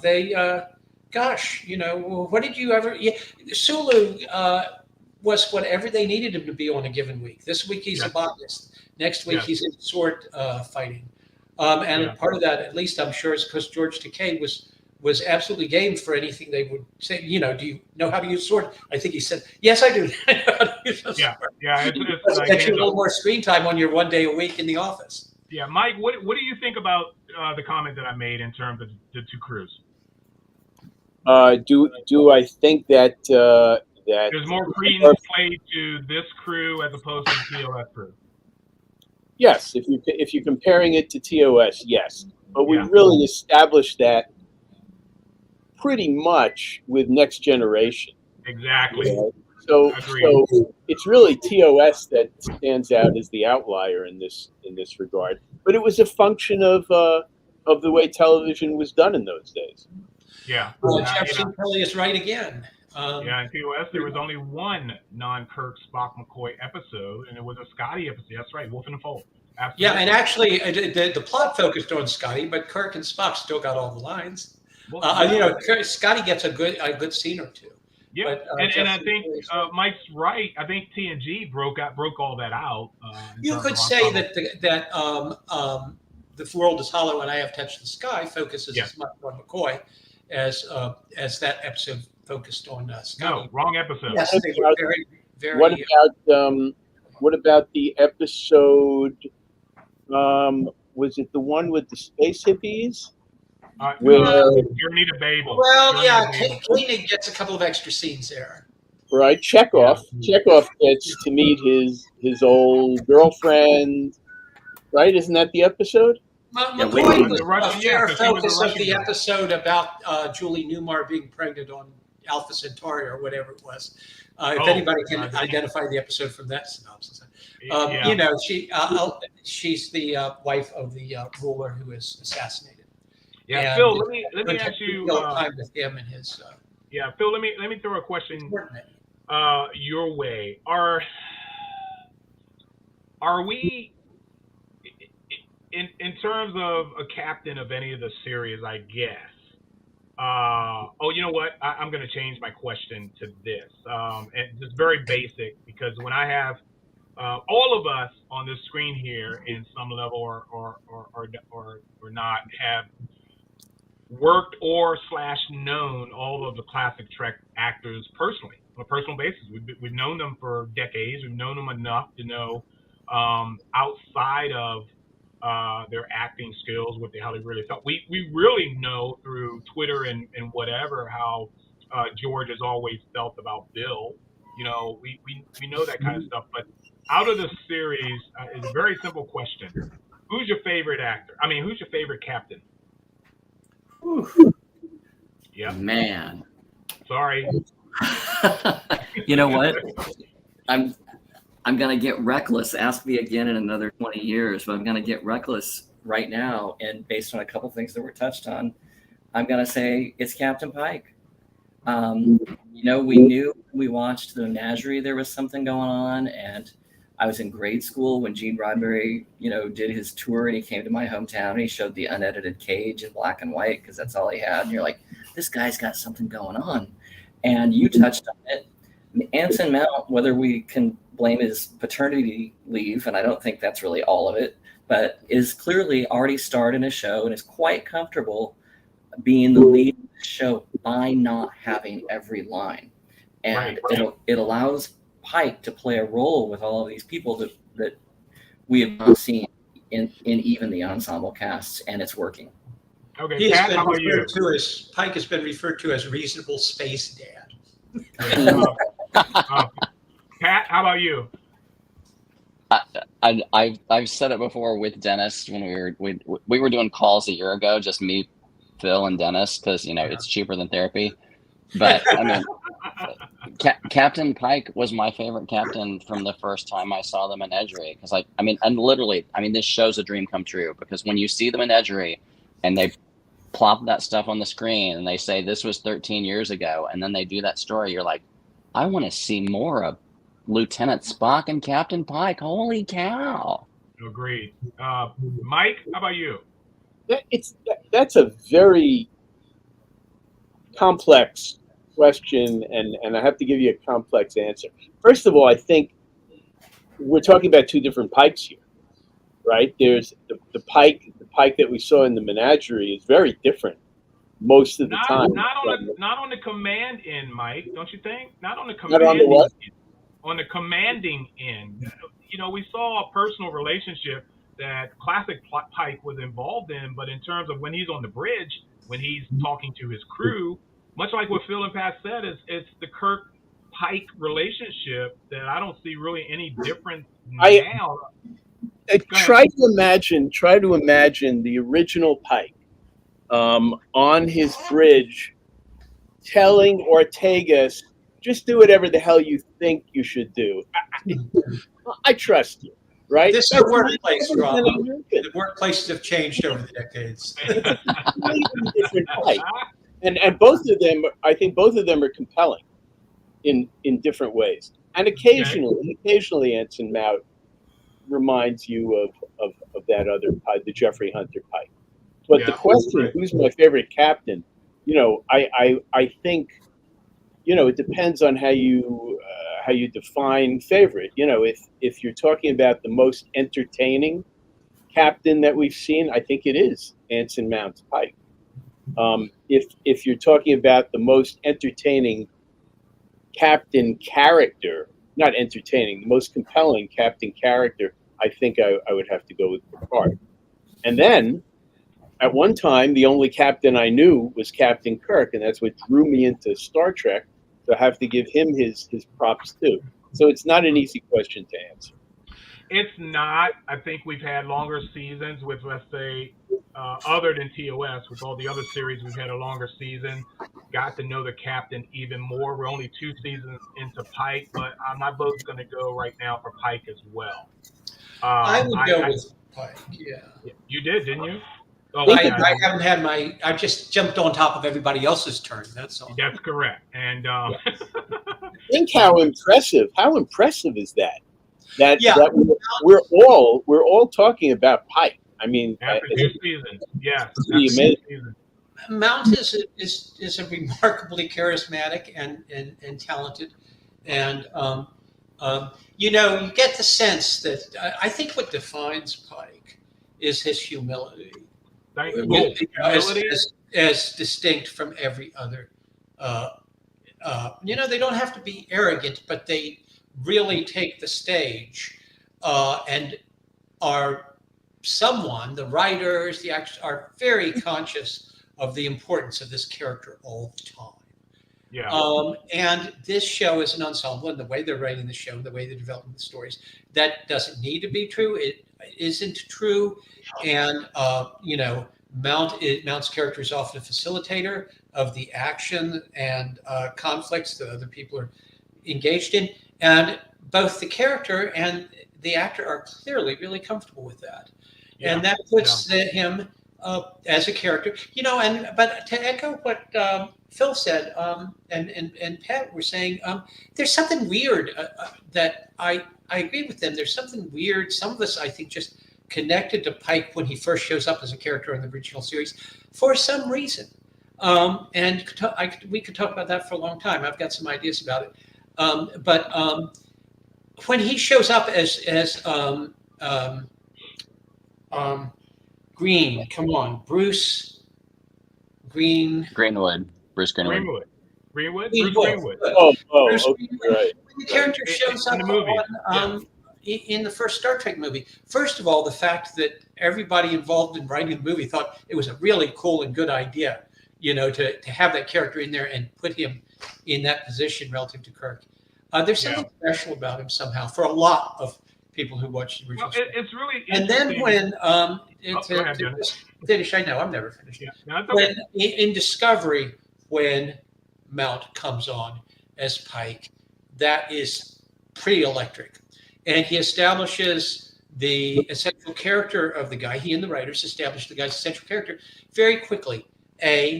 He's basically stepping off the pad. What he's stepping off the pad. Yeah. Chill out. Hey, chill out. Chill out. I'm not here to stir things up. He goes in. He talks about himself. He points out how he failed one class, you know, in school. He asks everybody to go around, and he says, "Everybody, tell me your names. Ranks aren't important. Don't bother with them." And then a couple of minutes later, he gives his first set of orders, and he knows everyone's name and what they're doing off the top of his head as he's going. You know, do this, you do this, you do this. Detmer, fly good. You know, and just a captivating character, captivating performance. Yeah. You're right. He impressed me when I saw him as Pike in Classic Trek in Menagerie, and automatically I thought of him as being more of a captain than Captain Kirk at the time. The way he had controlled his crew or whatever. And by the way, we did see some early emotion. Well, not early emotion. It would be current emotion coming out of Spock. Remember when they went over and they touched that alien flower, and it was they stopped the humming or the ringing of the flower, and immediately you see a big wide grin come across Spock's face. It's like, whoa, who's that? You know, it's like, well, now we're looking at, you know, Strange New Worlds, and we're looking at literally the way he was, I guess, supposed to be in terms of his emotional phase. It didn't change. I thought that was brilliant, you know? From the beginning, I think the Discovery writers keyed on the internal aspect of Hunter's performance. The character is much more internal than Kirk. Yeah. That's been observed a lot. But you can actually see it in the way he's written early on Discovery. They keyed in on that. That is obviously Mount's predisposition to be a very, a relatively quiet and internal character. It's interesting that they have managed to develop this series of this series with such wild and interesting characters around 3 characters that were initially presented as extremely reserved, unemotional, cold characters. Pike, Number One, and Spock. Even though he smiles in that first episode, Spock is the ultimate straight man. So was Number One. So is Pike is a very internal character. They take these 3 and they manage to distinguish them quite quickly from one another. All right, guys. Look, I know people have things to do into the dinner hour, but I appreciate everyone that joined us. But hang on, because we're gonna do, and it's gonna take 5 minutes. I'm just gonna let you guys know that. Yeah. Well, Dennis, you're the one that found this for me. No, I found the one for the next episode of Strange New Worlds. That's correct. It's 5 Yeah, minutes. when you said 5 minutes, I thought you were going with the Discovery clip. No, well, no. Yes, that's what I'm going with. Thank you for revealing it. No, they found that one for you. Okay, anyway, just hang around, and we're going to go ahead and give you a preview of the Discovery episode. I don't think we had one for episode 8 coming up. We didn't find that, right? That's the link I sent you. Is for episode 8. The Cloak of War. Yeah. Oh, my bad. What is this I have up here? I can't read it. My bad. I'm sorry. What is this? Let me see. All right. Let's do this one now, because this is a preview of an upcoming episode. I don't know what number this is. I think Pat or Phil sent me this one. It's the reason why I get. Why is this necessary? Is it everyone in Hollywood worked on Broadway at some point in their life? They decided they had to include something like this in every freaking TV show? Yes. Exaggeration. Look at this. Don't go away. We'll come right back, because I want you guys view on this. This is very important. Here we go.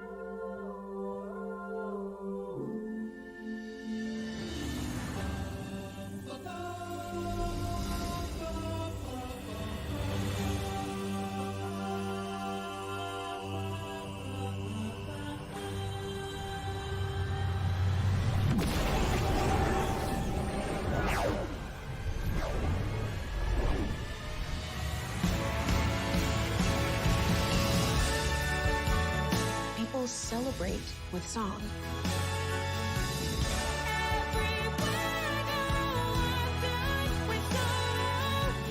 Do you know the odds of all of us being here at this time?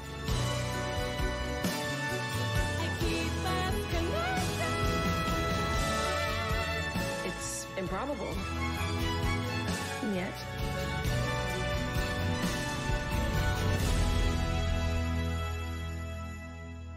here we are.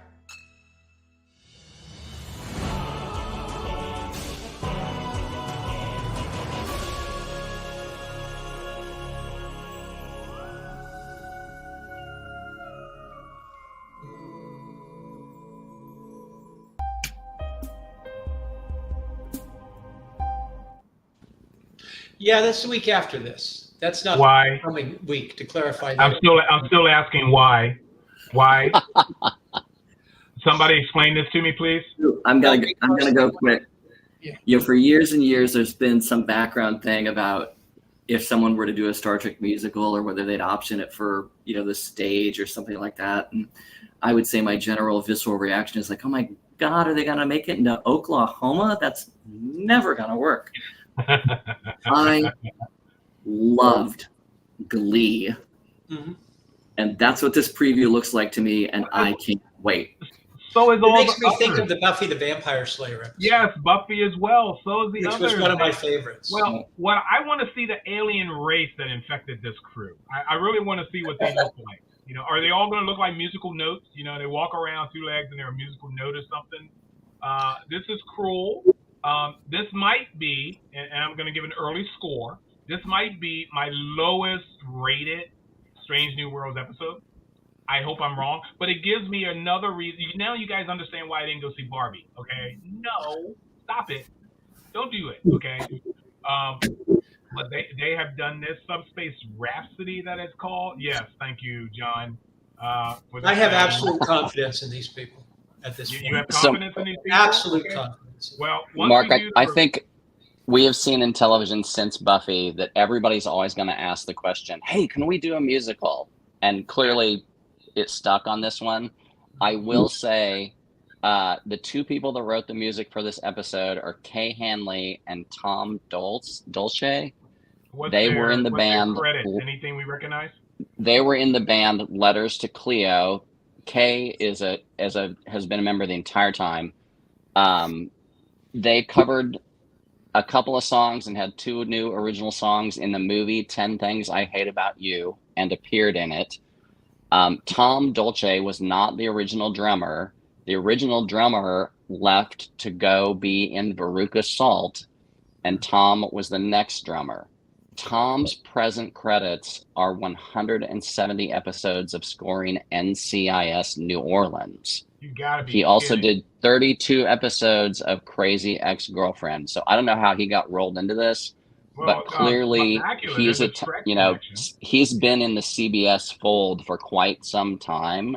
Wow. So between the two of them, I mean, they've got the chops. They've claimed there's 10 original written for this episode songs in this. So if there's a chance they can pull it off, I think they've got the talent to get there. I'm gonna watch And it. look at that trailer. Is there anything Jess Bush can't do? I'll fight Spock for her. I mean, with Lurpas and everything, you know. I hate to amazing. look at Jess Bush all the time and see Margot Robbie.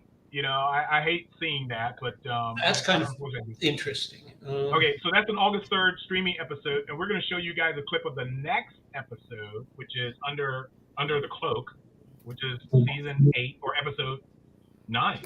No, 8. Episode 8. Yeah. The Ortegas episode maybe looks like.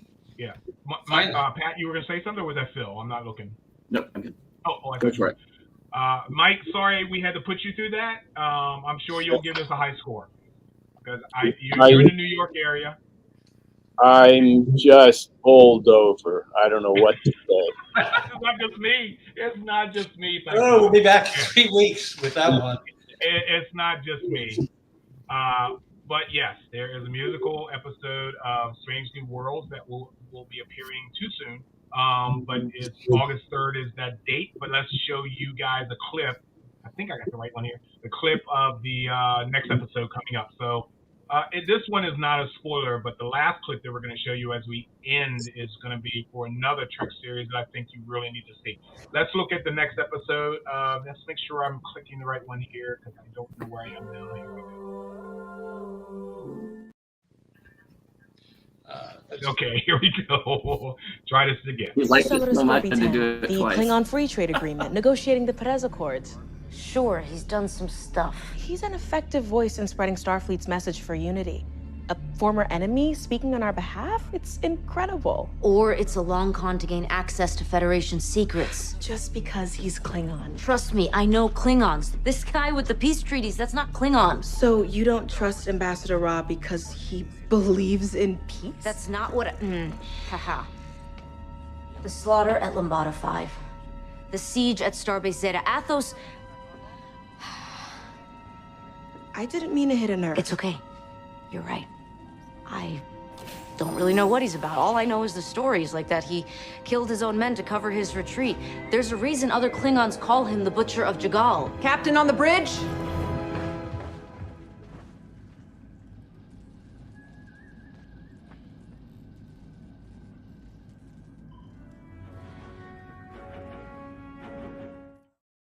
I don't think it's another comedy.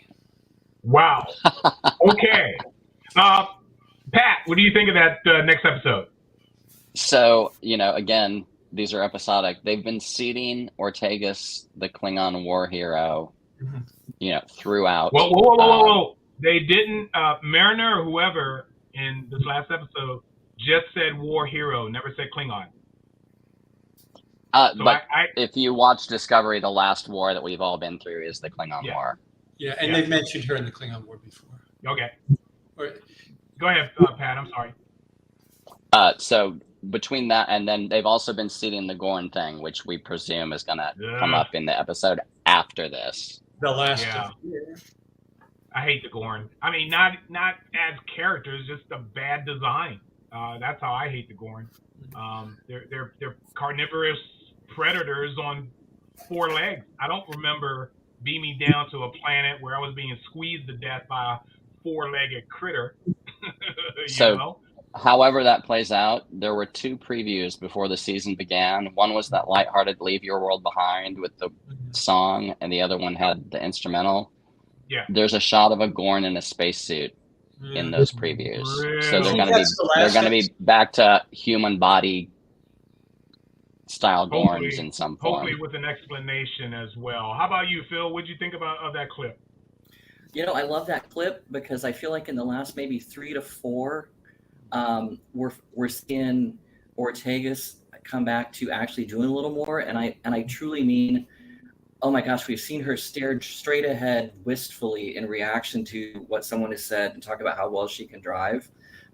Some of her humor in the last couple of humorous ones, and now this one where she's actually in a conversation with somebody. It's like, well, it is about time. So I hope there's more. Yeah.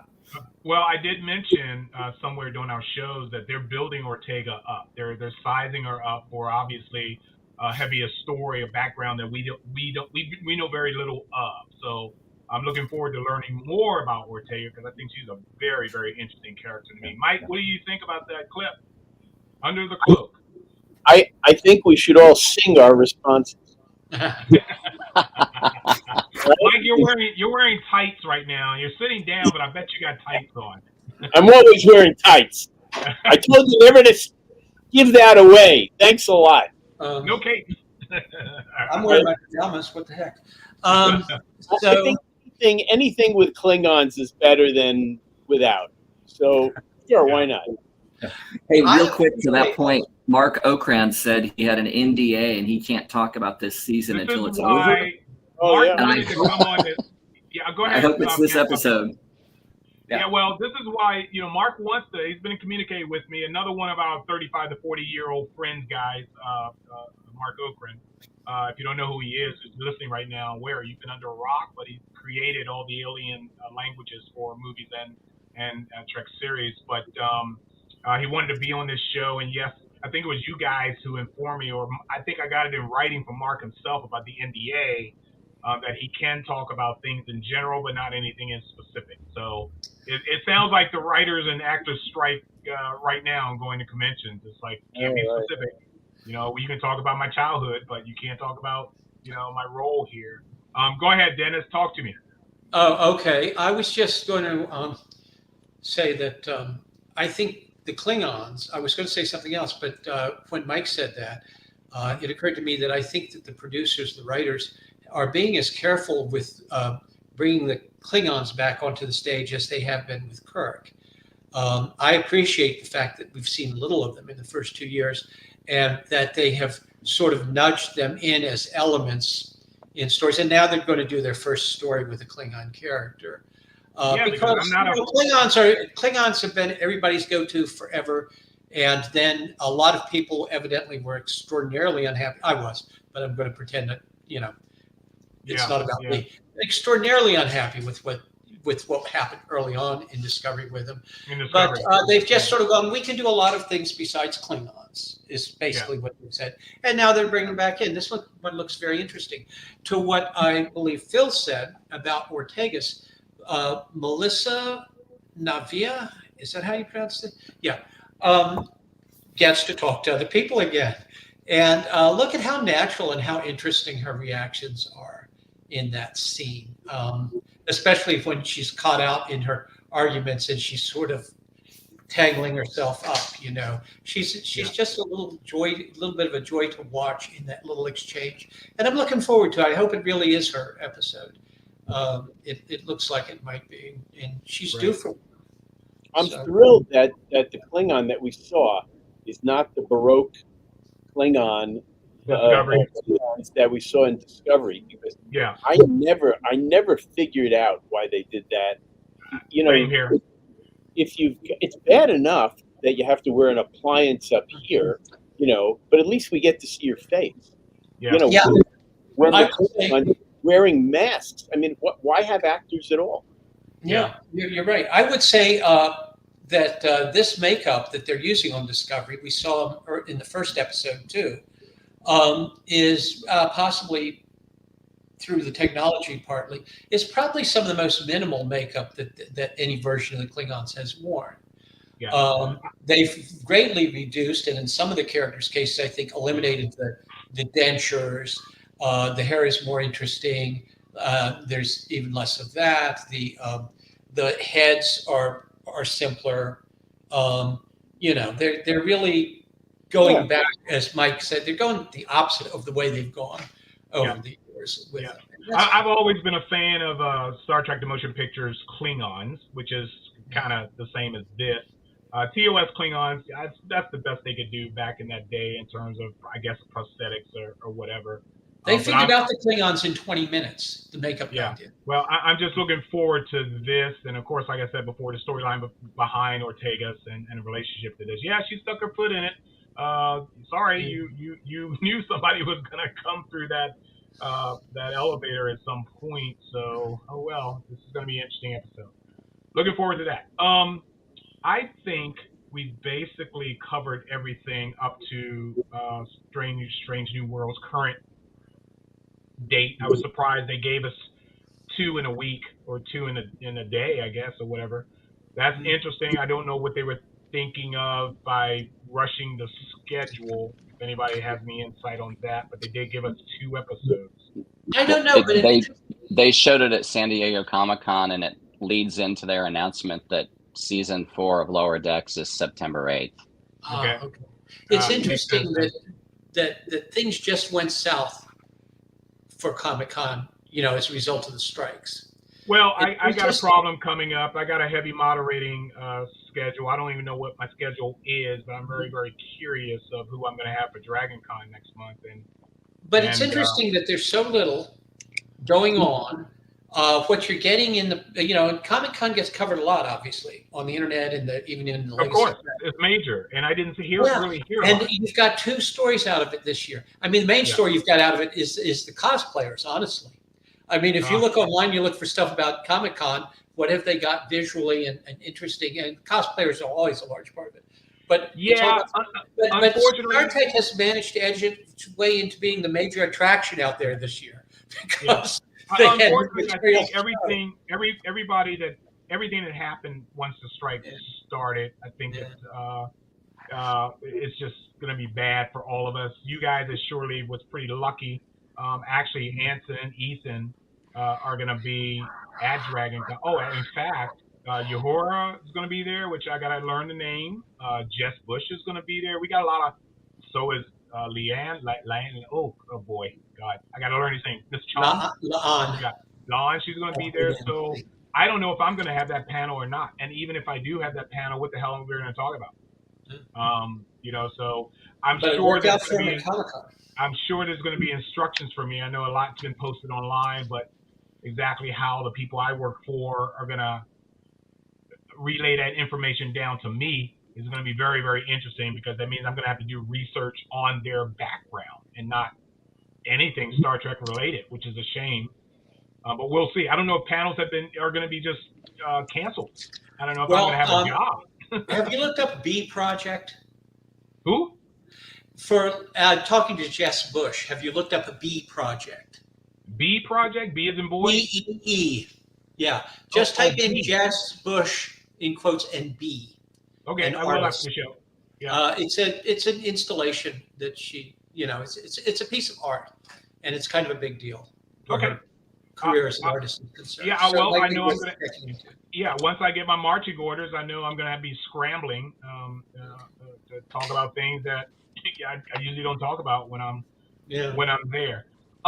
Guys, so my panelists here, thank you, Dennis, Pat, Bill, Mike. Thank you so much for being here. You guys don't have to hang on screen for this next clip, because it is 5 minutes long, and I don't expect you guys to be here for 5 minutes. I haven't seen it, and I got to end the show, so I got to hang around.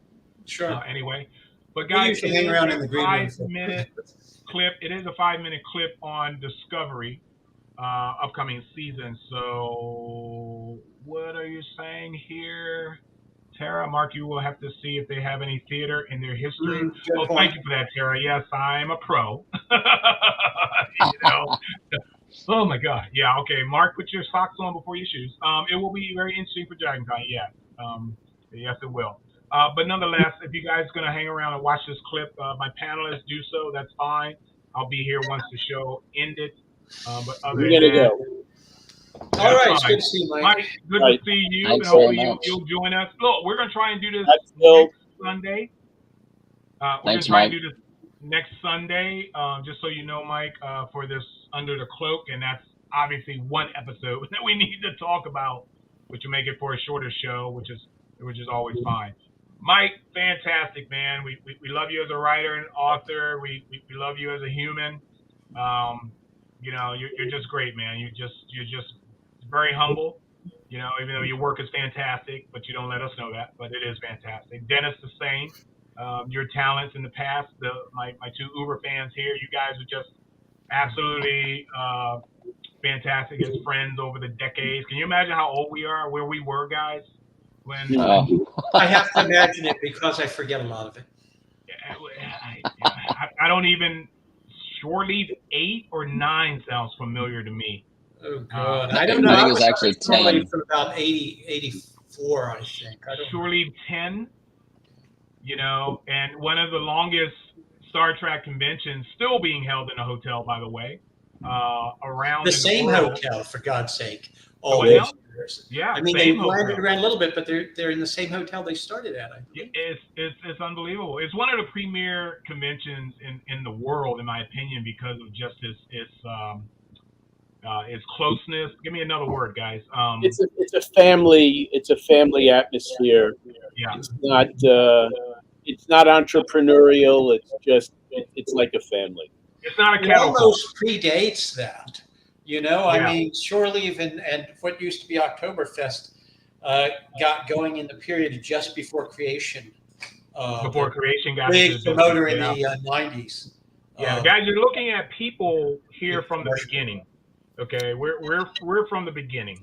Okay, in terms of conventions and Well, actors Pat and who, Phil certainly are. You got a minute them tell the story about their first convention again? What were you guys dropped off when you were like 12 to see Gene Roddenberry or something? We were 12 in 1977 in Kansas City. I can go more later, but yeah. Well, the one thing I'll say, Mark, we opened the show talking about we were always hanging out in bars. We were not hanging in bars when we were 12. We had a few years we were actually talking about Star Trek. If you've been going to Balticon, you would have been hanging out in bars at 12. Balticon. That place was Yeah, a zoo. you guys you're looking at you know, and other than myself, you're looking at icons on the screen right now. Like I said, we started out at conventions where you just pay a William Shatner or Leonard Nimoy one fee, and he wrote out autographs for every single individual who walked through the door. They weren't charging individually for each autograph. No, you pay these guys, and I know the amounts, I know the numbers that were paid these guys because I paid them myself, you know, or the groups that I were with, and they paid for everybody. Hey, when I started going to conventions, none of them could afford William Shatner or Leonard Nimoy. Oh yeah. How do you think everybody else got to make a living? Yeah, luckily I worked with groups that had deep pockets, so that was fun to see those actors. But we were there in the beginning. We never went to those days. There were no such things as convention center conventions. Yeah. You know, for sci-fi shows, it didn't exist. They were all in hotels. You know, I could run back to my room to pee. You know. Thanks for sharing. Yeah, we needed that. Yeah, that was the best part. Tara, thank you. Tara, thank you very much. Yeah, we try to make the show as interesting as possible with interesting people who have interesting things to say. Thank you for watching. Thank you for watching. Yeah, really. Really. Thank you, Tara. Yeah, I and a little more feedback this week than yeah. And Mike, I'll put your name on the banner whether you show up or not. If you don't, we have a lot of things to talk about behind your back. So, you know. Great. Your uniform will be shipped out in the mail for you. Yeah. Are those three serious dudes? I mean, okay. Dennis, I'm gonna leave. I'm looking for the picture right now. I'm putting that in your hands, Dennis. Oh, what? I'm gonna if I do it, I'm gonna Photoshop Mike right over Anson Pike's face. Just his head over one of them. Right over Anson Pike. As long as it's not a hurrah, it's all right. Yeah, well, I don't know. You gotta get We know you're wearing tights, so what's a skirt gonna matter, right? Anyway, so yeah, these are my friends, guys. Mark knows everybody. Well, here are the everybody's, some of the everybody's that I know, and I'm always really happy to show them all. All right, on to the new clip for Star Trek Discovery's fourth and final season, correct? Final season, yes. How many episodes? Does anybody know? 10. Okay. I guess 10. That's the new standard. What's the debut date before we even see it in this clip? Anybody know? I have not seen that announced yet. Wow. You know, they were doing reshoots. You don't suppose there's any chance, and I've seen this talked about, that they got caught, the tail end of their post-production might have gotten caught in the strike. Yeah, could have. Possible. Michelle Paradise flew to Toronto the last week of April for the reshoot, so I'm assuming they were having that well in hand before the multiple strikes were coming. But then you get ADR. That's the next thing. You know, they might be kind of. Well, let's hope this strike ends soon. Obviously, it's not going to end before. Let's hope it strikes when we burn this MF down. Okay. Let's hope it ends when the writers and the actors get what they need. Yes. Yeah. Well, Tara, you guys watching reruns of Yellowstone on CBS? Great. I haven't seen Yellowstone yet. I've never seen Yellowstone. And I don't know if I want to see it on CBS, so that's just their streaming channel. You know, Yellowstone and Strange New Worlds right now is what Paramount Plus has in the Nielsen ratings. I mean, you know, the new streaming Nielsen's. That Picard did really well, and now that Picard's done, the things that just left, Nielsen are Strange New Worlds and the Yellowstone spinoffs. Yeah, Costner just left, correct? Well, Costner, the show is ending with this year. Oh, I don't know. He may have just left. I think he did. I don't think he's going to be in the final season. I have been watching the prequels, which are dynamite, actually. Oh, interesting. Yeah. 1829? 1883 and 1923. 1923 stars Harrison Ford and Helen Mirren. That's the one I saw then. Yes, that's the one I saw. I remember that one. Yeah. Anson has this cowboy background too. Oh, cowboy background too, as you guys know. Sorry for hitting the mic. Hold on, we got another comment for you guys. Let's see. What is this here? Early 2024. Okay. Any ADR they might not have gotten in, I'm sure they can do quickly. Yeah. You know, I suspected Discovery would be winter. I didn't suspect it'd be this fall at all. I think Strange New Worlds got to end first before they start out with another series. But Lower Decks Well, if you Lower Decks starts September 8th and you count 10 forward to that. How many episodes do they do every year? 10. 10. Okay. Well, then that takes them into November. Pat, what was that in part you said about Lower Decks? Well, if you count 10 episodes forward to that, and, you know, last year we were going straight from one series to another. I think that all the streamers trying to spread their peanut butter a little thinner now. Yeah. So we'll see a little downtime between Lower Decks and the startup of Discovery. Yeah. Okay. Yeah, well, when they run out of product, particularly the broadcast networks, they're going to be under pressure to get something done because advertisers will not pay for reruns. Right. Let me go ahead and show this extended trailer so Mike can go have dinner. For those that cook for you guys, I cook for myself.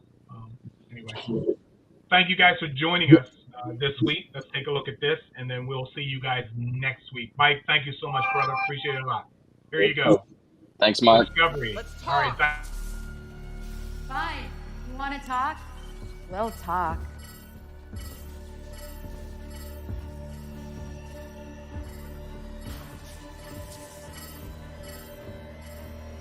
Let us go, and no one gets scuttered.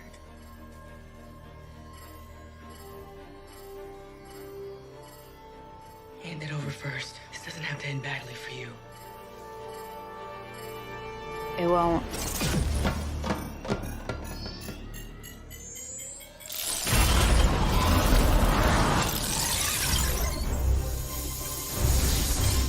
Saru, the hole is breached. Olo and Reef are trapped and losing life support. Oh, that didn't feel good. We are extracting them now, Captain. Give us a moment to lock onto you. Wait. No. Oh, Saru, I got it. I see them.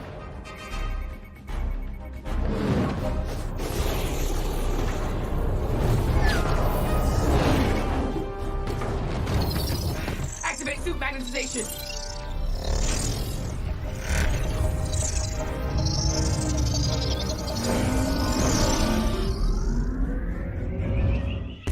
Captain! Wow! Never a dull moment.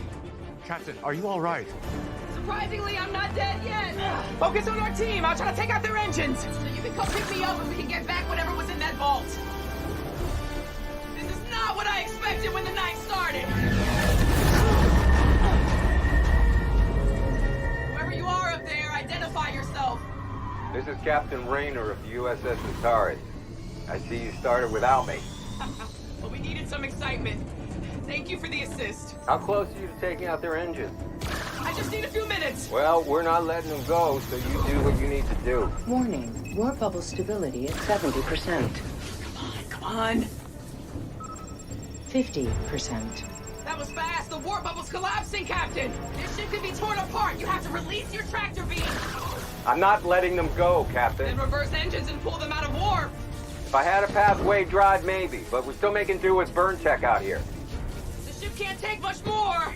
And I would rather not die out here. I've got a saxophone lesson to get to. My engineering team's on it. We'll figure it out in time. Glad one of us is confident. Warp bubble stability at 32%. Whoa! Rayner, come on! Just let them go!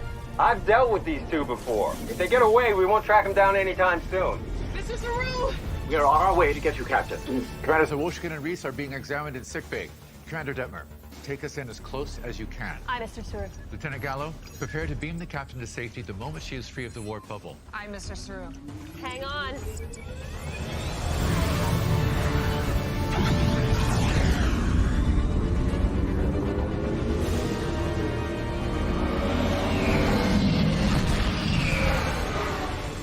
Lieutenant Naya, report. Structural integrity is holding, Mr. Saru.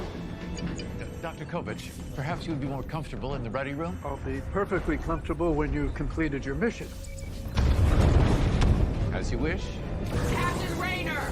If the ship gets ripped apart when the warp bubble collapses, then the Antares will be destroyed too! That's why they're pushing this. They're counting on me backing off. Warning, warp failure imminent. Damn it! Come on! Get out, get safe, I've got this. No, you don't! You made this personal! Every mission's personal. It's called doing my job. And don't preach at me. I've heard plenty of stories about you. Captain, you must exit the bubble for us to get a lock on you. Let them go, Rayner! We can track their warp signature. Let them go! Before you and your crew are out of options! Come on! Damn it. Releasing tractor beam.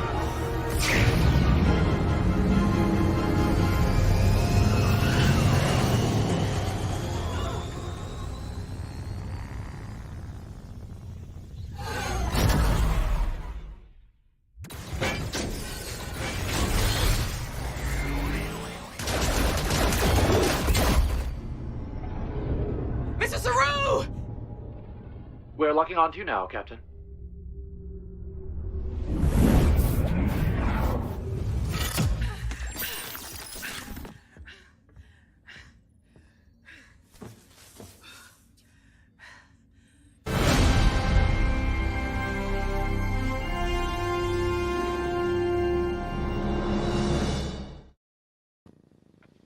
Wow. What do you guys think of that? Dennis? Okay. How much is Cronenberg going to be on screen this year? That's kind of interesting.